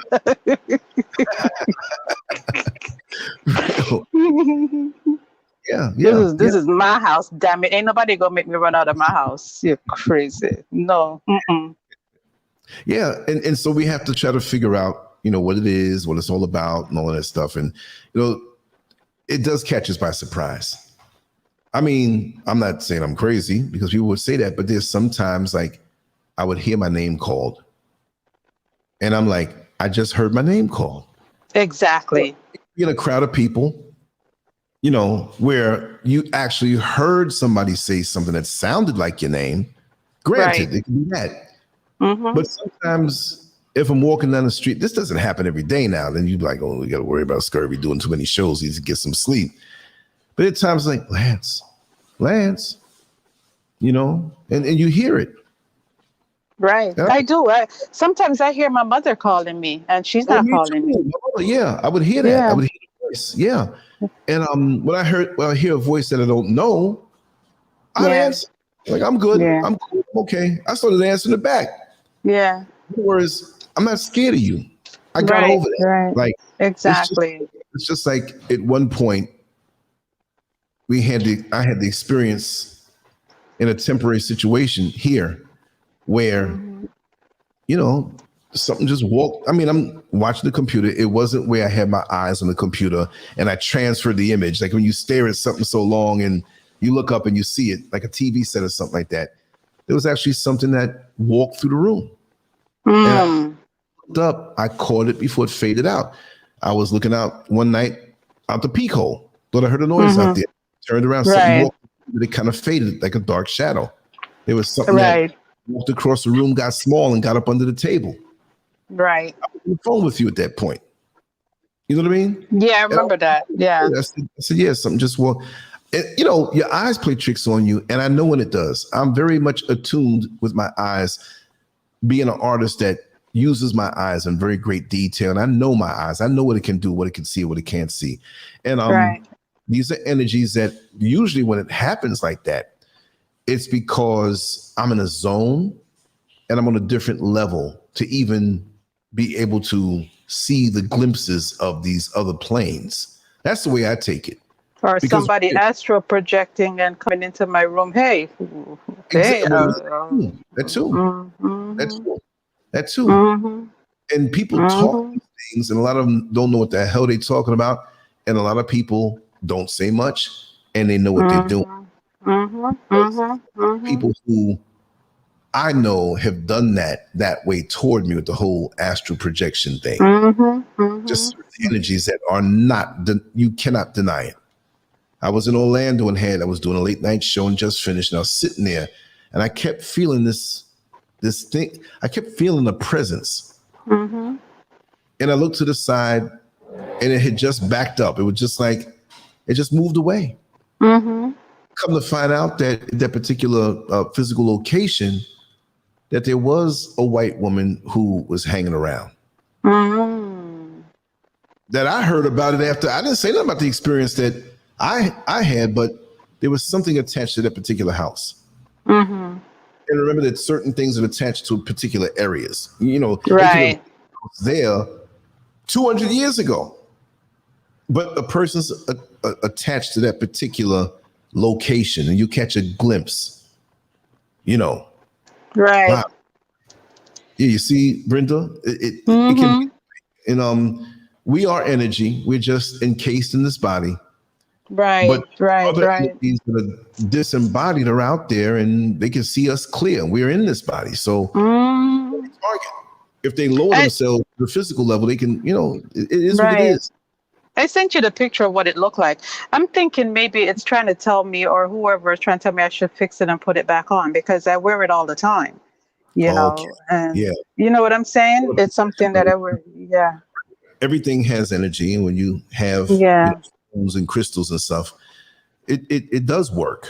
And I Mm-hmm. know that you have different combinations of it. Well, how keep this in your pocket, but wear this around your neck or so and so. It's not like you're the crystal lady, like wearing like 100 things, right? You know what I mean? So No, no, no, I but know. I got crystals and pyramids and all Mm-hmm. kind, big, gigantic tourmaline Mm-hmm. tower on my bed. That's listen. Yeah. Nobody gonna be messing with me. Don't fuck with me.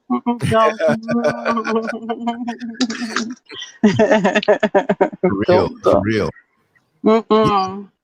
It's just so much to this world that, like Danina says, or Ison say, that we see this illusion of a world, and it's an illusion. Yes. And I mean, yeah, there are things that are physical. Come on now. I'm not going to, with a car speeding down, right? The truck speeding down at 90 miles an hour is illusion. And I'm going to stand in front of it and it's going to go right through me. Nah, I'd be a fool to think that. Exactly. But you do look past that. I mean, like, it's obvious when a person transitions and their body's still and not responsive and the organs shut down. That shows you we're energy. Mm-hmm. And it goes somewhere else. Mm-hmm. You are not your car. And when you jump out and it's motionless, it's like, oh, my car died. It died. Well, sometimes it's battery or alternator or whatever. For the most part, you're not your car, you're not your body. Right. And this is why I think that great actors, they have the ability to channel a person's energy if they observe them enough. True. Like, it may not be your actual energy, but they can get come pretty close. Yeah. Right. Mm-hmm. How about a person who taught a person how to do a certain dance 400 years ago, and that person taught another younger person, and it's all went down through the generations. You're channeling that energy, even though you're not in direct contact with that person who first taught the dance 400 years ago. Exactly. That. You see what I mean? That's true. When you're an actor or an actress and you're getting into a role where you're copying somebody who lived before, and you study up on them, how they talked. If you have little footage, whatever, Sister Rena, she's here. Rena Marie, Hi, darling. How are you? Oh my God, it's been a while. Yeah. So I'm glad we're able to do that. On a community level, we're keeping you company and everything like that. Right. Yeah, keep it pleasant. Yeah, I'm glad for that. And hopefully I mean, you're driving home. Well, you're in a different time zone and everything, so She's I know. right. Yeah. So you're probably going to sleep and everything. So, hearing the conversation makes you sleep good. It's like when you're growing up and you're a child, like 2, 3 years old, 4 years old, 3 years old, and you hear your family, parents, aunt, whoever raised you talking, and you feel so safe and secure. Doze off as they're talking, or you wake up to them talking, and that it makes you sleep better when you feel their energy. You know what I mean? So if we can do that for you, then we did a good thing. Awesome. That's what we aim to do. That was always our intention. On a real level, Yeah, absolutely. And look, we still have 111 people in the chat. Ain't nobody trying to go nowhere. And we've been on now almost 4 hours. How long have we been on? 2.5 hours. Yeah, 47 minutes. Yeah. To be exact. Right. West Coast time. Wow. So you know what? For me, it's 2:48 p.m. in Accra, Ghana. Ain't that something? Oh my God. So for you, it's 10:48, and over on the East Coast, 7:46. 7:40. Right. Going by the East Coast time, we started 8. It's not even 8 o'clock over there yet on the West Coast. So right. It's a morning show rolling off across the country, across America. Exactly. See, we have our ride or dies right up in here, right about now. This is what we have sitting around here. Exactly. Ride or die. If we don't get anybody else, we're going to get these 106. We're going to keep putting it out there. That's the truth. Oh, my God. We do have to have a spooky night. Like, you talk about those supernatural things that happen to us and everything like that. Listen, no bother with that, because you're going to make me sleep with all the lights on in my house. I won't even want to go downstairs. Night, for you, it's got to be like 3 in the afternoon, 12 noon for you. Listen. You know what? I'm still going to make it spooky. Listen, I have to go down to the basement for the washer and dryer, and sometimes coming back up the steps, it's like you just come up the steps and you're like, oh my God, should I run up or should I take my time and walk up? Should I be bold? Exactly. Yes. Exactly. Yes. And I'm like, I'm bold. I can walk up these steps. So you do a spooky night, boy. I will not be washing clothes. Yeah, like that person who has the family has a funeral home, and she asked me to go downstairs and cut the lights, cut the power off. Yes. Because I was changing the ceiling fan. It was like 3 a.m. anyway. It was spooky time, right? The high time for that stuff. And so she didn't tell me there was 2 bodies on a slab that was about to get worked on soon. Oh my God. And the lights were out when I had to pass these things and hit the light on, to pull the little pull chain, the little traffic sign glow in the dark type thing that you know where the light is. I pulled it because I was like, man, I brushed by something. It was somebody's arm. Damn. And when I didn't know, I hit the circuit breaker, the number that you wanted me to do, and I was going to turn the light out, but as I turned around, as I had the switch in my hand, I'm seeing 2 bodies there. Oh my God! Maybe like 4 feet of a narrow thing to walk past, and one of the arms are hanging. And so I wasn't coming back to cut that light on. She's going to have to do it, but I said, I got to cut this light off. The steps were there, past them. I cut the light off and ran. And tried to do 3 steps at one time. And my toe and foot slipped on the 3rd step, hit the 2nd step. And I had momentum. It was like something was touching me in my mind. It was touching me in my back. I'm dark, pitch black in that basement, and there's 2 dead bodies there. Tell me. That can't work. Oh, I forgot.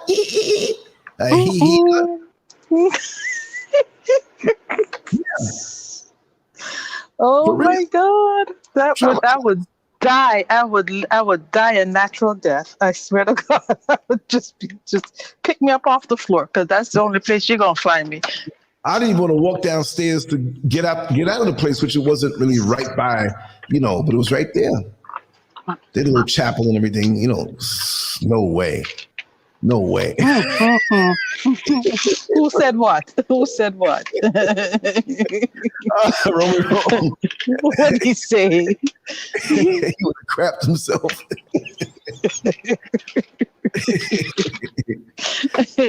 Oh my God. It's a bloody Oh mess. man! It's the arm that brushed by the arm. I felt like I gotta wash this off or something. You know, I brushed this. I felt it, what it was. Well, you going down there to cut them lights off again if you need to. The electricity. Oh my God. See, Because that's not right. That's not right at because all. after, you know, it was partial light up there, but do you want to go down and cut the power back on? I said, well, that's something for you to do. Imagine like I went down there and didn't see nothing on the slab. His bodies got up. Stop it. Stop it. Stop it. Stop it. Your imagination kicking over, but I'm just saying, you know, no matter how older we get, we still have thoughts. Like, don't catch you by surprise like that. Exactly. You know, my father was telling me back when he was younger, I think he was like about 19 or 20 years old, and the family was kind of affluent. Businesses and stuff, their businesses had crashed at one point, but he grew up in a family that had. And he never exploited that. It was my aunt that did, you know. He was the bad boy, you know. So scared of nothing. In his mind, it was like he was always daring. So he told me that he had a little gig on top of some other work that he was doing, where he got this gig from the funeral home somehow. And if they had to transport a body from one funeral home to another, basically, to do what the other ones couldn't, whatever, because they all didn't have the full capacity to get the whole job done. So there was a funeral home that, okay, we have the facilities to keep the body here, but we need somebody to drive this you know, dead body all the way over to the other side of the island. We're going to pay you to do so. He said, no problem. You know what he told me? He would sit the body in the front seat next to him. And when he would hit turns, if he hit a right turn, that body who was to the right of him would lean and fall on. He'd push it back. Oh my God! This is bootleg stuff. It wasn't like in America where, you know, there's regulations that says the body has to be transported this way. Whatever. No. That's Jamaica. Ain't nothing have to do nothing anywhere at all. You do it however you want to do it. So he was born in 1916. So this had to be around like 35, 36 if he was 19 or 20. 1935, 1936, whatever. You know what I mean? Right. Things had to be crude then. This thing's going on down there now that's crude. But yeah, so he was making a pretty penny. Yep. Wow. Then one time something happened to the car and he had to go up under the hood. And I think he was putting on or something like that he had leaned the body up toward the passenger door. So it was kind of like leaning toward his right in the front seat. I said, why you lay it down in the back seat? Nah. And at one time he had to go past some kind of checkpoint or something with the police. And they looked, you know, go ahead. Didn't know it was through his side, you know. But yeah, he said that it was leaning toward, he leaned it that way. He had to go up under the hood and fix whatever it was. He said, luckily, because it would have been damn near pitch black. He had a flashlight and he would have to sit up there with this body in the car. So when he came back into the car, the body had leaned, but he didn't see it. It just fell. It was on the seat flat. Because at first, when he put the trunk, the hood down, he didn't see nobody sitting up there. So what the hell? Oh my God. It leaned so much one way. How did it go back upright? I don't know. Don't So want to know. He didn't push it over and he chuckled to himself and he did say he was scared. So I don't want to know. And you know, up in Jamaica, up in the mountains, up in them roads, and you're turning, and you got to keep your eye on the road, and your peripheral vision is seeing someone who's dead. And you know what they say about Duppy in Jamaica, they follow you. So I mean, you know, I tell you, It was always something when they would sit there and tell ghost stories, Duppy story they call it in Jamaica, tell Duppy story, and Rolling. then rolling calf and all of that crap. My uncle, my mother's brother, said that he was coming home from a party one night, and it was a hell of a walk, back in the country where he had to get home, and he said one chased him all the way home.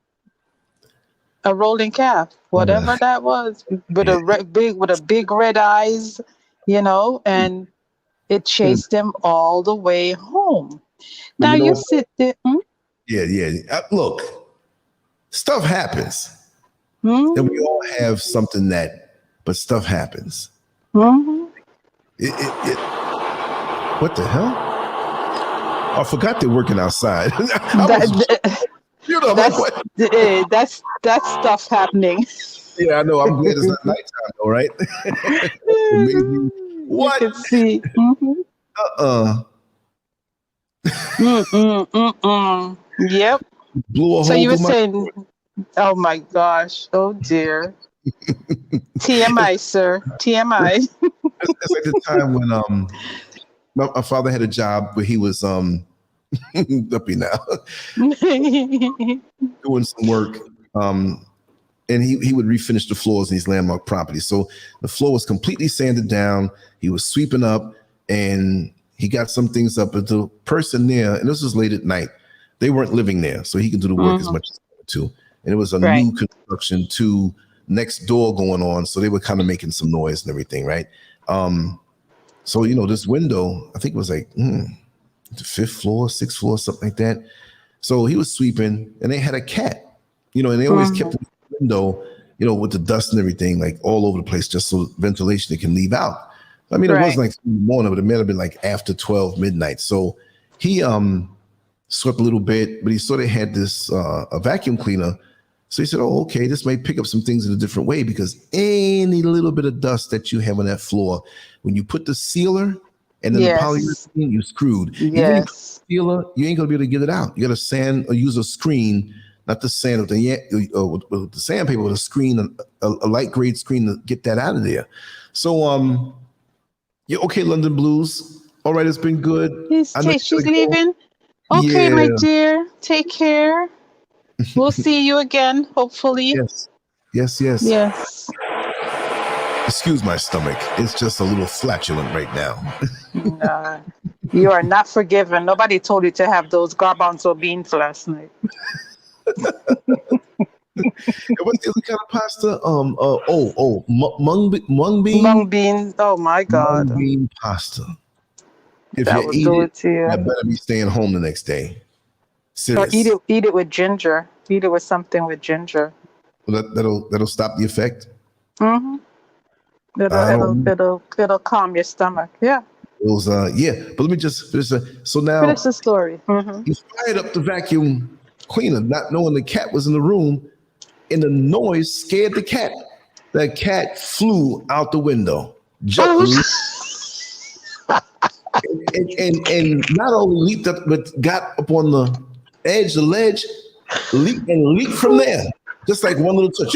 And when he put his feet on the ledge, he pushed himself so it looked like he was flying for a while, and then he realized that he messed up because he's 5 or 6. Oh my God!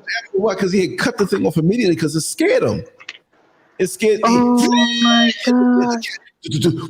And so he cut the thing off and ran to the window, but he realized, like, after a while, really quick, he heard the cat like I jumped out the window and it's so high. So I'm not laughing because it's not funny, but it messed him up.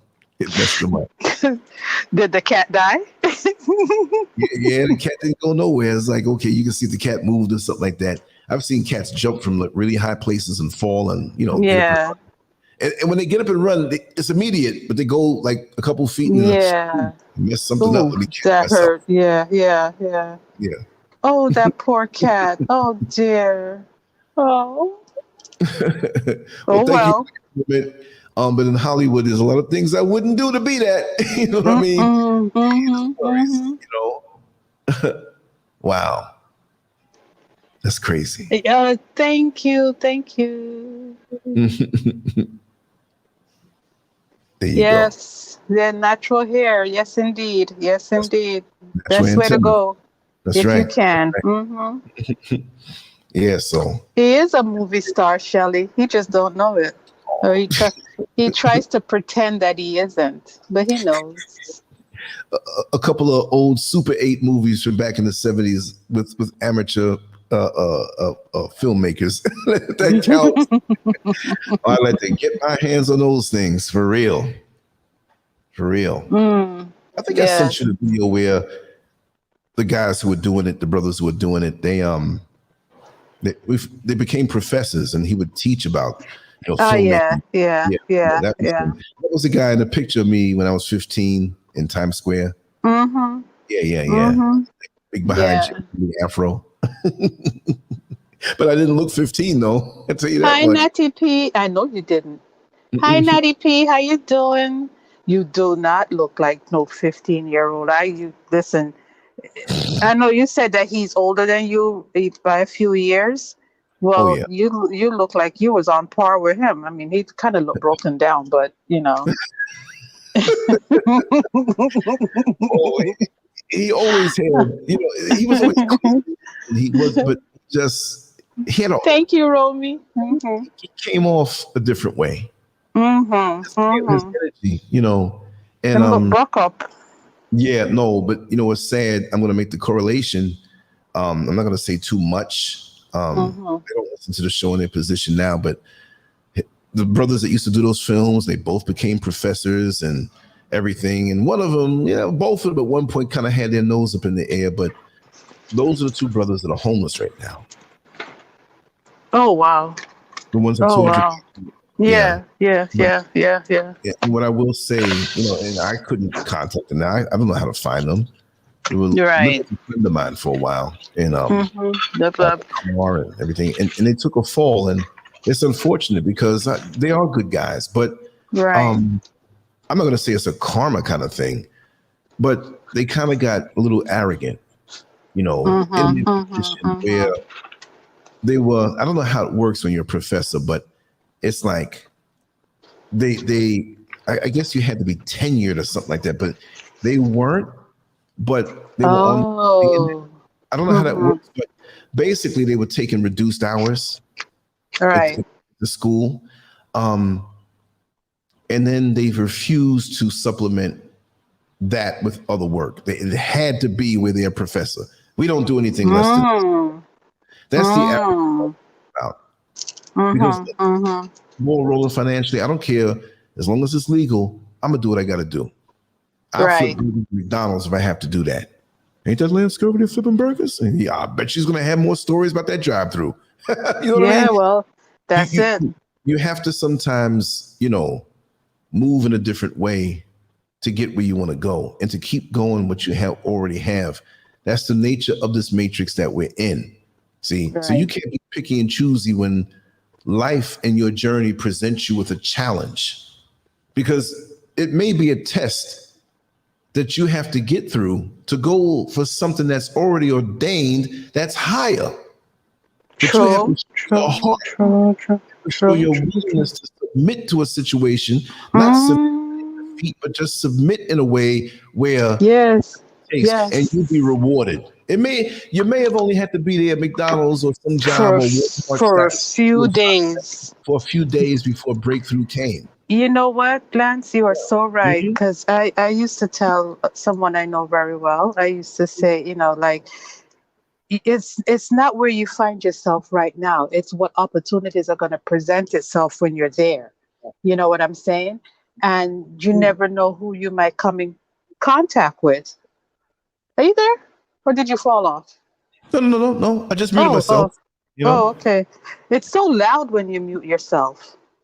I don't know. Well, it's so intense because you can hear yourself even better. In case the other noises came and you're talking. So I've been muting in and out right here with you. So like right now it's not, but right now it is. Listen. See the difference? Yeah. I mean, I got a ceiling fan on, but it's not making any noise or anything like that. So it's good. Right. Because, we don't want to take menial jobs, and we don't want to, it's beneath us and stuff like that. But the right person could be walking by that's going to take you away from that into whatever it is that you really want. You know what I mean? But you'll never know because you won't do it. And Exactly.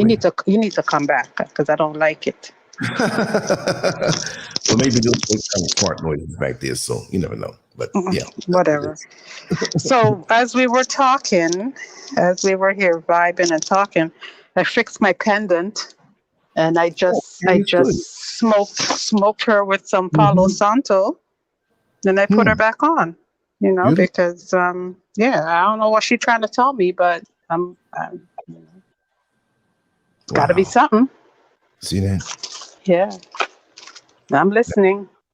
And if it's anybody trying to come into my space and show me that they're here, hey, hi.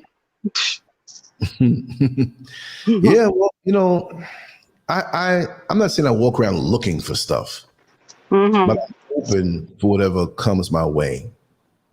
Because it doesn't always have to be in the form of something spooky, something surreal, something that you can see through, something that's dancing in the corner of your eye, or a sound or a touch. It could be Right, right. high up in the daytime, lunchtime, 12 noon, around a crowd that you can see, and they come and talk to you, and you don't know that it's something to give you a message, or a person to give you a message. And you might be talking to a person that nobody else can see. Right. That's true. That's true. That's true. That's About how true. they say, the person said that they walked down the street and they saw these threatening looking men who were looking to rob. They can tell that they were looking for somebody to rob, and they were a little scared, but they walked past them. And later on, they found out we weren't going to mess with you because you had those three tall men walking around you that Yeah. they didn't see. So that's the Yeah. way it is. So we don't Yeah. know what people see when they see Right. us and what's around us. So for me, especially if it's a situation where you have to walk through, not Yeah. just a street where people who may look threatening, but any That's how I situation. pray for my children. Yeah. Right. It may be daunting. It may be something Hmm. that it may be whatever. It may be where you're going to a job interview, Hmm. and you may not have the confidence, but maybe you come off like you do. Maybe something's put on you to come off that way. Because, like I always say, we don't know what people see when they see us. Right. You see what I mean? Miko, how you doing, sweetie? Miko, Miko in the house. We got to get Miko Yeah. in ASAP. Yes. Yes. Yes. That's right. We need some flavor up in here. That's right. Yeah. Yes. Strong up, Lance. It's been a while. I don't see your brother-in-law, and you won't see him. He violated very big, and he's not a part of the show. You will not see him on the show anymore. Okay. Wow. He's not the person that he projects to be. More power to him. He has another channel, but there's certain things that you can't recover from. Not even just once, twice, or three times, and that's why on this level, I have to make sure you're real, and that's one of my tests. And that's the real. Mm. Any further, but that's what it is. In the Right. inner circle, Right. we know what it is, but nah, it's not going to happen. It's not going to happen. I can't believe how I've been fooled. Okay, I'll put it that way. But moving along, like I said, even if your own sister don't want to be bothered with you, you know it's bad. You know, it's not a gossip channel. I'm not going to make it about drama, but no, that's never going to happen. You know, but I said, oh man, what's going on? Hey, karma. Just lay back. And that's why I'm stronger. But there she is. She came back on. And Priscilla G. She dropped off for a second. I knocked myself off. I was. Yeah. Even then, you may love them and you have a right to do so, but I can't. We can't. Yeah. It's your family, there's certain decadent violations that you've done. Oh no, he's not talking about them. He's not saying that he loved them. He's saying that he loved the pictures on the screen. Oh, okay, Yeah. okay, yeah. Yeah. Oh, okay, Yeah. I'll end that. But right now, more and more, sometimes I will say some things here and there because people have a right to know. But I'm not going to make it where, oh, I heard he said that. I'm going to say that because there's nothing that individual can say to any situation. And Okay. talk about man, right? Synovia. Okay, somebody had asked me what the crystals are for. Crystals have so many different meanings. You kind of have to look them up yourself to get a good understanding of what they are. You know, but the one that I have on is an organite crystal, and it has all the chakra stones in there, you know, for the different chakras.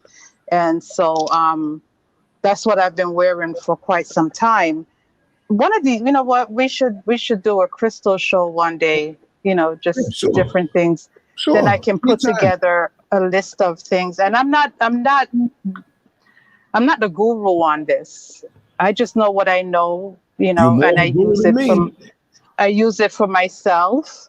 But I do have a couple of books that I can recommend that anyone who's interested, you know, to really and truly get a deeper understanding of crystals and how they work. Um, I can tell you, I don't have it at my disposal right now. It's called the Crystal Bible. And I think it's by Julie something or the other. I'm sorry, I don't have the book in front of me. But they have, you know, one crystal can have so many different meanings and benefits to it. So Yes. I can't just say, okay, like for instance, I was talking about the tourmaline. These are protection crystals, tourmaline, obsidian, onyx. They're Mm-hmm. all black for the most part, and they're all highly protective. You know, Right. so I have a ginormous, and they're good for the, what is it, the 5G energy, this, you know, dispenses, or this Which what's the is very word, good. Mm-hmm. right, it dissipates it, you know, it Mm-hmm. dissipates these energies around you. So I have it on my bed because I have my computer on the bed, and you know, this is my office. Mm. So, you know, I have pyramids with the different chakra crystals in there, and different crystals for prosperity, and so on Mm-hmm. and so forth. So, you know, just do some research. You could say benefits of crystals or whatever, and it'll, you know, or talk about, you know, different crystals. And what is it? Chakra crystals. That's a good place to start. You know, Right. just put in Right. benefits of chakra crystals, CHAKRA, and it'll give you a wealth of information on, you know, how these different crystals work. See, Sister Miko loves her citrine. Yes, she loves her citrine crystal. You know, Yes. yes, and so sunlight charges them, moonlight charges them, burying them in the earth charges them, Wow. selenite recharges crystals. Um, so, you know, you have water recharges them. You can, you know, you can run them under running water, Mm-hmm. that recharges them. Smoking them recharges them. So like I just said, I just smoked mine with some Palo Santo. You can use that to smoke them and to recharge them. So there are, you know, there are ways, and there are different benefits to the different ways that we use to charge them. And Yes. you say you're not the guru. You may not be the guru, but you're like one class away from getting guru status. Let's put it that Uh, way. I'm 5 classes away from gurus. Shoot, I never even stepped foot in the school, so trust me. The full moon is coming. Exactly, Sister Miko. The full moon is coming on August. So I'm going to gather up all of mine. And I don't like to leave them outside because, you know, you got critters walking around out there at nighttime and stuff like that. But I'll put them by my window, and, you know, just leave them there. And also, you know, water has certain energies to it. So you can get some nice Mm-hmm. spring water. Get some spring water, you know, put it in a glass container, and you can just write, you know, certain, whatever it is that you want. You know, you want healing, you want just to feel better about yourself, about your body, you know, you want prosperity, you know, whatever it is that you want, you can write it on the bottle, and put the water in the moon energy. Put the water up in the moon energy, and then, you know, let it sit there, and then talk to the water and say thank you for whatever it is that you wrote on the bottle, you know, and then drink it. And, you know, Yeah, keep talking. you got 60 to know seconds. that it's going to work. Let me step away for I'm 60 seconds. Keep talking. 60. All right. Yeah. Yeah, you got to know that these things are going to work for you. You can't be, oh, I think it's going to work, or is it really going to work? When you do these things, do them with intention. Do them knowing that what you are requesting from the universe is going to manifest itself for you. So the different moon phases, for instance, in the new moon going to full moon is when they call it the waxing moon, or the growing moon. So that's the time when you put intentions out there, things that you want to see happen. And between the time of the new moon to the full moon, that's when you work on those things. And then when the full moon comes around, that's your manifestation time. So that's when you want to see all the things you worked on in the first half. You want to see it manifesting, in the second half. And you don't try to do anything from the time the moon is full to when the moon is going back to new moon. That's what they call the waning moon. And that's the time when you use that to get rid of things, because the moon is getting smaller. So that's the time when you get rid of, you want to get rid of bad habits. Right. You want to get rid of, I wouldn't say somebody out of your life, but if you want to rid yourself of that energy, that's the time when you would do that. So everything has, it's a cycle, and everything has its place in that cycle. And so this is why we have Google. Google, this is why we have that, and you can go on there and always ask, what are the benefits of such and such? What are the advantages of such and such? What are the disadvantages of such and such? And I don't always go for the first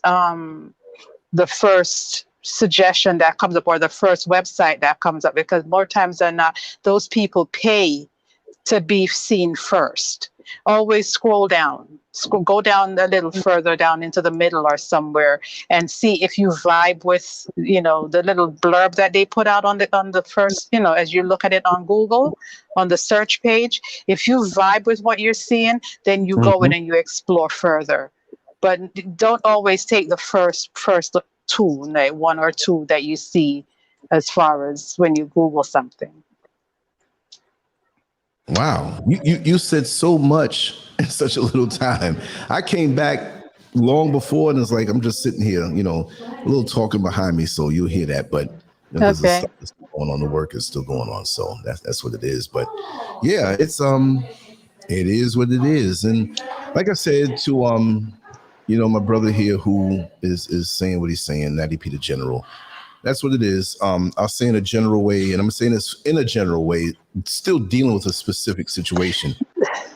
Sure. That's true. Hold on. That's true, yeah. Israel. DuckDuckGo is the better. I say Google because that's the easiest thing to come to mind, but I do actually use DuckDuckGo because it's more private, and, people are more able to put more things on there. So, yeah, you can always use DuckDuckGo, for that. Yeah. I'm sorry. Go ahead, Brother Lance. What were you trying to talk about? Just on that, again, I'll say that many times people will say that there's certain things that they don't want, but they want that. Mm-hmm. That's why I say I keep my ego out of things. And if your ego can control, it can go to the level of being a narcissist. And when you project that you're for your people, and you project that you're living this righteous life,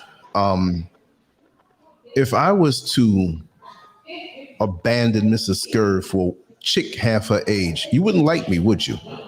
No, I wouldn't. If I have distant sisters that I never met. You know how that goes. Your father's older and he's bigger, and you find these things out. But if I was in contact with my sister, I would not curse her out, put her down, or just basically show my ass on a person who loves me. Right. You know what I mean? I can't support or promote someone who's not trying to live.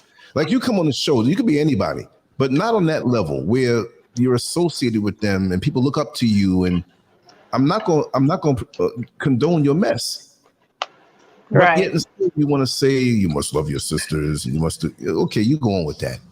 You're going really real violations on a level where even if your own sister don't want to ever see you or talk to you ever again because of what you violated and got around, and exactly. It's complicated. It's too much. It's too much. It's not even something that you can talk about right now, right here. Yeah, no, I'm not. And it's been going on for since January. When things happen, I just quietly not turn my platform into a circus and let it go where you're free, do what you're going to do. But the violations are so severe and swift in revelations that even when you realize that years before they were setting up to do you in, and you're so arrogant now, Lance's platform is going to fall because I'm not there because the people are really coming there for me. That's all I'll say.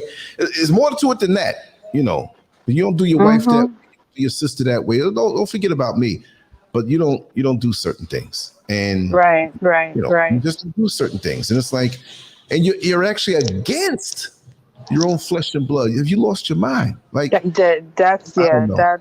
And it's that's just the tip of the iceberg. But oh no. See, Right. most spats, you can let a little time go by and it can heal up, and you sit down and talk and whatever. But certain things, no. Once you show your behind on that level, there's certain things a man doesn't do. There's certain things a man doesn't do. If you got somebody else,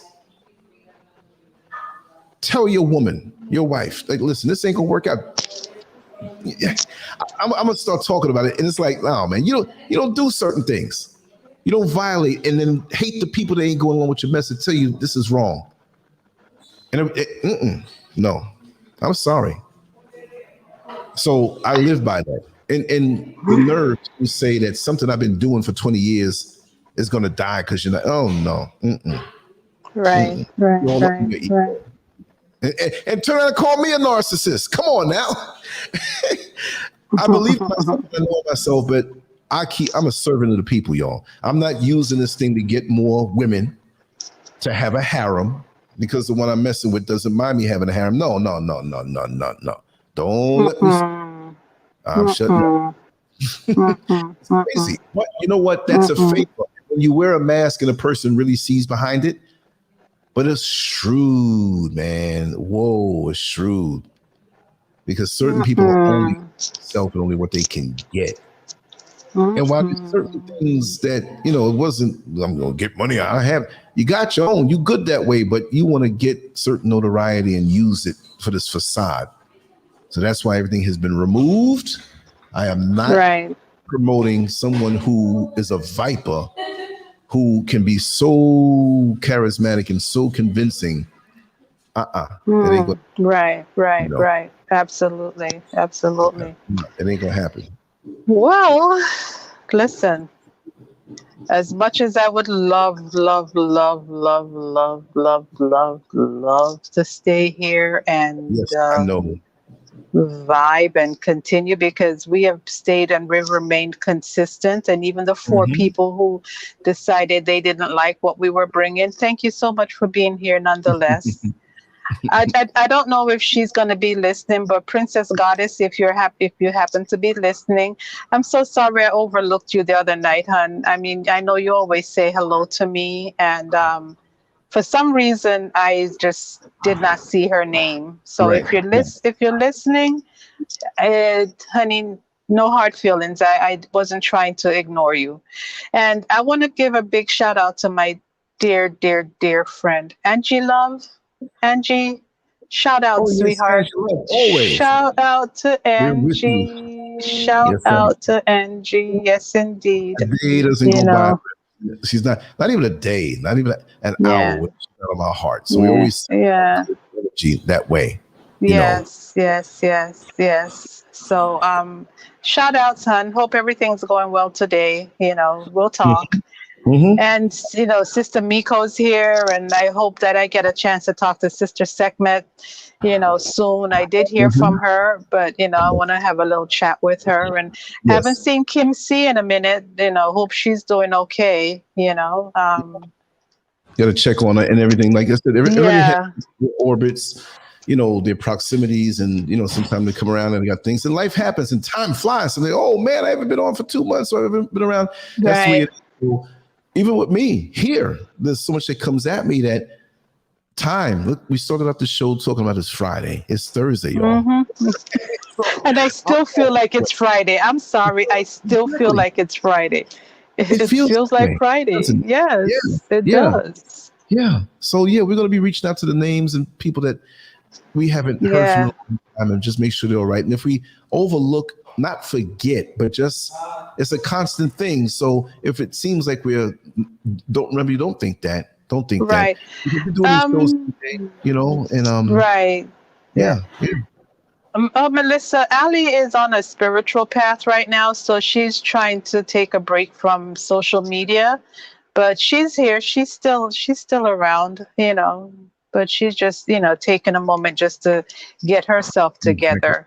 Exactly. Yeah. So that's a beautiful thing. Oh yeah, Marina Maria, it is your Friday, right? That's even a sweeter feeling, Yeah, exactly. Exactly. Wow. Beautiful thing. So, well, you have the final word because this is your show, and I've been talking most of the show. So no, you haven't. You've been putting me on 60-second timeout, and you walk away. It's only because of the construction. Whatever. Yes. I miss her too. I mean, but I talk to her. I always check up on her, so I know she's doing okay. Yes. Let's see now, this mask business. I'm not going to say that we should wear a mask. We have to wear at least two, the real one and one that we use because we have to. We can't show everybody every aspect of ourselves, except Brother Lance. Well, anything shared with me is good with me. I mean, look how over the last few months I've been silent, never bringing no drama with certain things, and just have to take the punch and deal with it. But that's what we do with dignity. That's what it's called. But after time, being so public and you have to sometimes spill a little bit, and we can read between the lines. And before you say, Romy Rome. Hi, Amir. Oh, I didn't see the text. Oh no, it went to the voicemail. What happened? Julia, she said she texted me and whatnot. We can get you the show later on, Julia. If you want to come on a little bit. If not, we'll pick a day for sure. And Indigo King, hit me on the phone if you can. You see the numbers scrolling down. The 407 number. Just hit me as soon as the show's over, and we'll have a little chit chat. Right. Right. But we're going to do that, and I'm going to be looking at all my messages and stuff like that. But go on with what you're saying, sister. Oh, I was just saying, like we do wear masks, but don't wear masks to really hide your true self. You know what I mean? We wear masks to deal with certain people in the public that we have to. You can't, like Brother Lance said, you can't just go out and be like, hey, this is who I am and I want this, blah, blah, blah, blah, blah. No, you have to have a level of decorum when you're out there dealing with the public. So that's a mask you wear. But it shouldn't be a mask that is so thick that it's far removed from who you are underneath it, and that's really what I have to say. Otherwise, from that, make it a good day, enjoy yourself as much as it's possible, stay safe. Yes. And we may be back tonight if my co-host. I'm going to make sure that, it will come up a little earlier than like super late don't fall out. We'll be on, because I wanted to do something last night, but we got to. So, for me, remember that it's like 3:30 p.m., so it's not as early. I know. So that's why you should go take a nap now. I'm so excited. I want to take a nap. So much I want to do in life. I'm so enthusiastic. Like I said, at 58 years old, I'm more enthusiastic than a person 40 years my junior. No, what? 40 years my junior? No, 30 years my junior. 40 years, right? Yeah. God, dog. 40 years my junior. At 18 years old, just getting out of high school. I'm telling you, I'm so excited about the things I'm about to do, the projects I have, the projections, the improvement, the engagement. It is very exciting to be in my place. And I couldn't be here without everyone who is here and beyond, who got me here, from acknowledging the work that we've been putting in. I am totally appreciative of that. You have given me life. Well, people say, well, God gave you life. But yeah, it's those who are around me with the energy that really fortify me and keep me going. And that's the God force, it's the life force that goes through you, you see? Right. And I'll always keep that clean, even if it means having to not support somebody who's a fraud in my inner circle. I have to be authentic. I have to answer to the things as we transition, and I have to keep my energy pure. I'll cover for you on certain things, but there's certain things I cannot cover. It wouldn't be right for me. And that's called integrity. I'm not claiming to be I may say some jokes, and people say I'm crazy, whatever have you. But at the end of the day, I'm not going to violate you, and I'm damn sure not going to violate anybody in my inner circle. Because you all are in my inner circle. It ain't gonna happen. I'm wide open. People can talk and make up stuff, but you've never seen any kind of drama on my channel from something that I've done, and I've done a lot of crazy things in my life, right? But we keep it clean. We keep it clean, and we do respect all the time. Yes. Even when you see me, I have to make sure that I'm walking a certain way so you don't lose that good feeling to me. Because if I did something, I'll be the first to tell you. That's how my daddy and my mommy raised me. I was down by my friend's house down the block, Carlos, when I was real young, and I threw a softball up. It bounced off the tree branch and went through the window and broke it. I went to the stair and I told them, I'm telling my parents right now, and I'm going to go and they're going to take care of it. I think I was like 8 years old, right? Went up to my father, Daddy, I broke the window. Now, yeah, that's no money for a grown person. But I was like, oh man, I broke a window. I feel like I killed somebody. And it was just different things. And even though they've transitioned, their energies there, and I have to move a certain my standard. I can tell dirty jokes and sexual things with it, but at the end of the day, I'm not violating nobody. I'm not on a predator thing or being a fake. If I made a mistake in the past, I'll tell you. If you ask me about something, I'll tell you. That's when you're online, you want to go higher and higher in the eyes of the people who are rolling with you. They have to know. So there's nothing that you can't come to me with. Okay? I think I've told all my dirt anyway.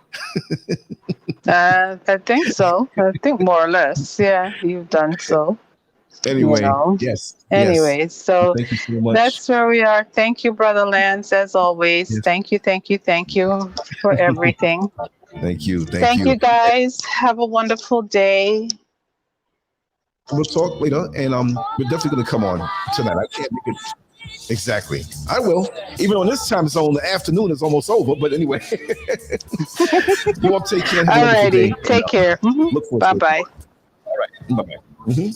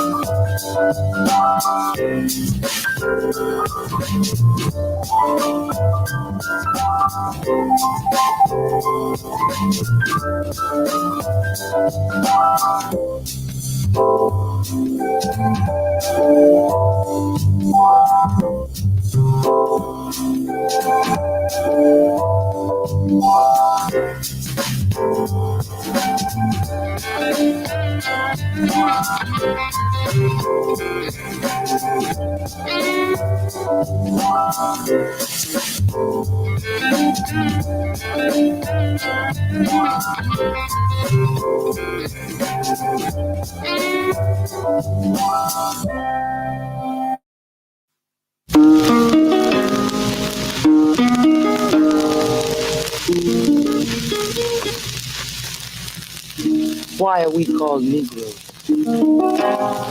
Why are we deaf, dumb, and blind? Why is everybody making progress, yet we seem to be lagging so far behind? Why are we mistreated? Why are we in this condition? Stripped of our name, our language, our culture, our God, and our religion. Here in America, all of our religious training has been gotten by the preacher. He has told us of a heaven way up in the sky that we can't enjoy now, but rather after we die. But all of the years that we're living, for us is nothing but hell, pain, torture, and misgiving. Yet the Bible speaks of a heaven filled with material luxury, which the white man and the preacher has right here, so we see. So, my friend, take it for what it's worth. Your heaven and your hell is right here on this earth. So let's check back into history, which rewards all research and tells us plainly that before the white man gained entry to the East, he was living in the caves of Europe, a ravenous beast, eating juniper roots and eating flesh raw, till God sent Moses to civilize him and teach him the law. Then, following Marco Polo, an explorer, he gained entry into Asia and Africa. From China, he took silk and gunpowder. From India, he took jute, manganese, and rubber. He raped Africa of her diamonds and her gold. From the Mideast, he took barrels of oil untold, raping, robbing, and murdering everything in his path. The whole black world has tasted of the white man's wrath. So, my friend, it's not hard to tell. A white man's heaven is a black man's hell.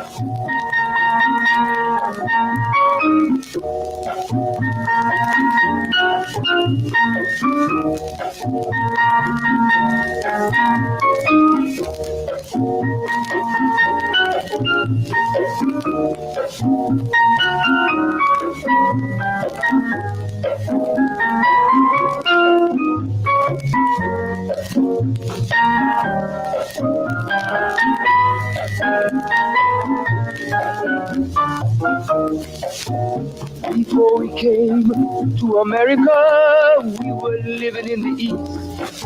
By the Nile River, we were living in luxury, enjoying freedom, justice, and equality. We wore silken robes, slippers of gold. We were the wealthiest and the wisest people, I'm told. Now we are the poorest of the poor. Nobody wants us at their door. So, my friend, it's easy to tell. White man heaven, black man hell.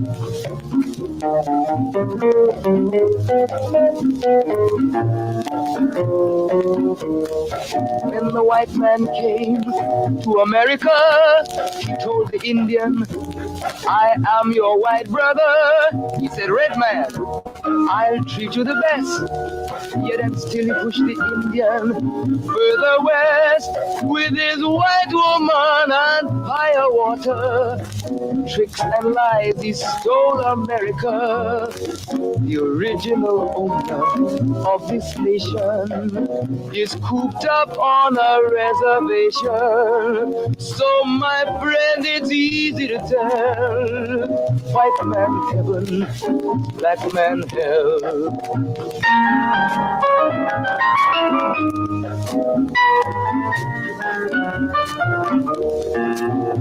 He needed someone to work the land. His back was too weak.